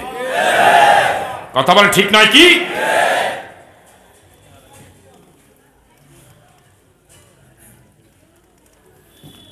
রাসূল এখন মদিনায়। আমার ভাইয়েরা, মদিনায় ছিলেন রাসূল 10 বছর। কয় বছর? 10 বছর রাসূল 27টা যুদ্ধের সেনাপতি ছিলেন। এই 10 বছরে 80টার উপরে যুদ্ধ হয়েছে। আল্লাহু আকবার বলবেন। আল্লাহ নবী সর্বশেষ বিদায় হজ করলেন 10ম নবুয়ত বৎসরে, মাদানী জীবনের 10ম বৎসরে, হিজরতের 10ম বৎসরে। আল্লাহ নবীর সাথে এবার 1.25 লক্ষ সাহাবী, কত লাখ? কথা বলেন না, কত লাখ? আল্লাহ নবী বিদায় হজ আরাফার ময়দানে এক জ্বালাময় ভাষণ দিয়েছিলেন, ঐতিহাসিক বিদায় হজের ভাষণ। এই ঐতিহাসিক বিদায় হজের ভাষণের পরে আল্লাহ নবী আর পৃথিবীতে 80 থেকে 81 দিন জীবিত ছিলেন। আমার ভাইয়েরা, রবিউল আউয়াল মাসের 1 তারিখ আল্লাহ নবী অসুস্থ হয়ে গেলেন। কয় তারিখ? মারাত্মক অসুস্থ, কখনো হুঁশ কখনো বেহুঁশ। কয়েকটা দিন তো এমন গেল, এমন প্রচন্ড জ্বর, জামাতে নামাজে যেতে পারছেন না। আবু বকর সিদ্দিক ইমাম বানানো হলো। একটা দিন হঠাৎ আল্লাহ নবী কিছুটা সুস্থ হয়ে গেলেন। আমার ভাইয়েরা, হযরত আবু বকর সিদ্দিক রাদিয়াল্লাহু তাআলা মনে করেছেন আল্লাহ নবী সুস্থ হয়ে গিয়েছেন, এখন আর আমার ইমামতির প্রয়োজন নাই। আল্লাহ নবীর কাছ থেকে আবু বকর বিদায় নিয়ে আবু বকরের দ্বিতীয় স্ত্রী মদিনা থেকে, যার বাড়ি একটু দূরে ছিল, সেখানে দেখা করতে গেলেন। কিন্তু আল্লাহ নবী আবু বকর যখন মদিনা থেকে একটু দূরে গেলেন দ্বিতীয় স্ত্রীর বাড়িতে, ওই রাতে আল্লাহ নবী দুনিয়া থেকে বিদায় হয়ে গেলেন। আল্লাহু আকবার। আমার ভাইয়েরা, আল্লাহ নবী প্রচন্ড অসুস্থ। হযরত আয়েশা সিদ্দিকা রাদিয়াল্লাহু তাআলা আনহার কোলে আল্লাহ নবী শোয়া, কথা বলতে পারছেন না, কথা বলতে পারছেন না। পাশে একটা পানির পাত্র, মাঝে মাঝে আল্লাহ নবী ওখানে হাত দিয়া ওখান থেকে পানি নিয়ে আল্লাহ নবীর চেহারা মাসে করে। এমন প্রচন্ড জ্বর, কথা আসছে না জবান দিয়ে, এমন প্রচন্ড দুর্বল। আল্লাহ নবী তখন হযরত আয়েশা সিদ্দিকার কোলে শোয়া। এমন সময় হযরত আব্দুর রহমান ইবনে আবু বকর রাদিয়াল্লাহু তাআলা আনহু হুজরাতে ঢুকলেন। হযরত আব্দুর রহমান ইবনে আবু বকর আল্লাহ নবীর স্ত্রী আয়েশা সিদ্দিকার ভাই, আবু বকরের ছেলে, বোনের ঘরে তো ঢুকতেই পারে। ওই সময় তার হাতে একটা মেসওয়াক ছিল। কি ছিল? মেসওয়াক করতে করতে হযরত আব্দুর রহমান ঘরে ঢুকলেন। আল্লাহ নবী আয়েশা সিদ্দিকা রাদিয়াল্লাহু তাআলা আনহা বলেন, আমার ভাই আব্দুর রহমান ইবনে আবু বকরের হাতের মেসওয়াকের দিকে আল্লাহ নবী এক নজরে দীর্ঘ সময় তাকিয়ে ছিলেন, কিন্তু কথা বলতে পারছেন না। আমার বুঝার বাকি নাই, আল্লাহ নবী এখন এই মেসওয়াকটা পেলে খুব খুশি হবে।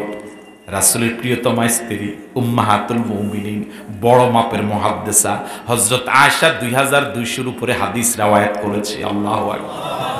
হযরত আয়েশা সিদ্দিকা রাদিয়াল্লাহু তাআলা আনহা বলেন, আমার মনে যখন ধরা পড়লো আল্লাহ নবী দীর্ঘ সময় অনেক আবেগের সাথে মেসওয়াকের দিকে তাকিয়ে আছেন, আমি মেসওয়াকটা আমার ভাইয়ের হাত থেকে নিলাম। আল্লাহু আকবার বলুন। মেসওয়াকের কয় মাথা মানুষ ব্যবহার করে? আরেক মাথা খালি আছে। আয়েশা সিদ্দিকা রাদিয়াল্লাহু তাআলা আনহা যে মাথাটা ব্যবহার হয় নাই, ওই মাথাটা নিজে চিবিয়ে ব্যবহার উপযোগী করে আল্লাহ নবীর হাতে দিলেন। আয়েশা সিদ্দিকা রাদিয়াল্লাহু তাআলা আনহা বলেন, আল্লাহ নবী মেসওয়াক পেয়ে এত খুশি, এত খুশি, এত খুশি হলেন, নিজ হাতে মেসওয়াক করলেন। মেসওয়াকের ধরন দেখে বোঝা যায় রাসূলের কোনো অসুস্থতাই নাই। আল্লাহ নবী এই অবস্থায় আল্লাহ নবী দুনিয়া থেকে বিদায় হয়ে গেলেন। রাসূলের দুনিয়া থেকে বিদায় হওয়ার আগে সর্বশেষ আমল যেটা ছিল সেটা হলো মেসওয়াক, মেসওয়াক, মেসওয়াক। এদিকে আল্লাহ নবী ইন্তেকাল করেছেন, সাহাবায়ে কেরাম সব পেরেশান। আল্লাহ নবীর দেহ মোবারক চাদর দিয়ে ঢেকে দেওয়া যে জায়গায় ইন্তেকাল করেছেন সে জায়গায় হযরত আবু বকর এখন মদিনায় নাই। সাহাবায়ে কেরাম তো পেরেশান, হয়রান, কেউ কাউকে নিয়ন্ত্রণ করতে পারছেন না। হযরত ওমর নাঙ্গা তলোয়ার হাতে নিয়ে ঘোষণা করেছেন, যে বলবে মুহাম্মদ ইন্তেকাল করেছেন আমি তাকে হত্যা করব। অনিয়ন্ত্রিত হয়ে গিয়েছে পুরো মদিনায়। হযরত আবু বকর ওই বাসায় থাকাকালীন সংবাদ পেয়েছেন আল্লাহ নবী ইন্তেকাল করেছেন। হযরত আবু বকর রাদিয়াল্লাহু তাআলা দ্রুত ওটের উপরে উঠলেন, হুজুরের কাছে আসলেন, ওট থেকে নামলেন, মেয়ের ঘরে, মেয়ের জামাইয়ের ঘরে রাসূলের দেহ মোবারক যে জায়গায় শোয়া সে জায়গায় আবু বকর সিদ্দিক রাদিয়াল্লাহু তাআলা ঢুকলেন। আল্লাহ নবীর দেহ মোবারকের মুখ মোবারকের উপর থেকে চাদরটা সরালেন। আবু বকর সিদ্দিক রাদিয়াল্লাহু তাআলা আল্লাহ নবীর কপালে চুমু খেলেন, দীর্ঘ সময় অনেকক্ষণ চুমু খেলেন। আর দু চোখ থেকে পানিগুলো গড়িয়ে পড়ছে আল্লাহ নবীর চেহারা মোবারকের উপরে। আবু বকর পড়ছিলেন, ইন্নাকা মাইয়িতুন ওয়া ইন্নাহুম মাইয়িতুন, ইন্নাকা মাইয়িতুন ওয়া ইন্নাহুম মাইয়িতুন, ইন্নাকা মাইয়িতুন ওয়া ইন্নাহুম মাইয়িতুন।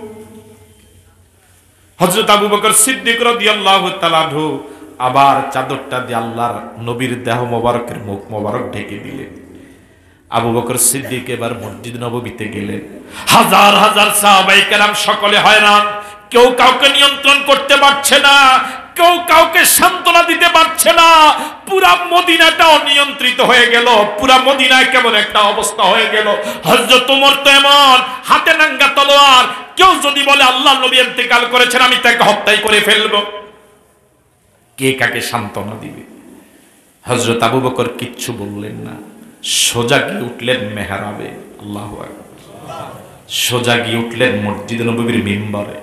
এতক্ষণ যে সাহাবায়ে কেরাম বিক্ষিপ্ত বিচ্ছিন্ন অবস্থা ছিলেন, হযরত আবু বকর রাদিয়াল্লাহু তাআলা আনহু যখন মিম্বরে উঠলেন, সব সাহাবায়ে কেরাম আবু বকরের চারপাশে চলে আসে। হযরত আবু বকর নরম তবিয়তের মানুষ, কিন্তু সেদিন আল্লাহ নবীর 23 বছর জীবনে এমন সমস্যার কখনো সাহাবায়ে কেরাম পড়ে নাই। এমন অনিয়ন্ত্রিত অবস্থা সাহাবায়ে কেরাম পুরা জিন্দেগি তার কখনো পড়ে নাই। ওই দিন যিনি কান্ডারি ভূমিকা নিয়েছিলেন তিনি হলেন হযরত আবু বকর। আল্লাহু আকবার। হযরত আবু বকর মেহরাবে গেলেন, মিম্বরে দাঁড়ালেন। মিম্বরে দাঁড়িয়ে একটা ভাষণ দিলেন, বললেন মাইয়াবুদু মুহাম্মাদান ফাইন্না মুহাম্মাদান কাদ মাত ওয়া মাইয়াবুদু রাব্বাহু ফাইন্নাহু হাইয়্যুন লা ইয়ামুত। আল্লাহু আকবার।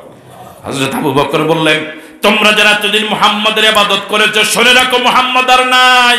তোমরা যারা এতদিন মুহাম্মাদের ইবাদত করেছো, ফাইন্না মুহাম্মাদান কাদ মাত, মুহাম্মদ ইন্তেকাল করেছেন।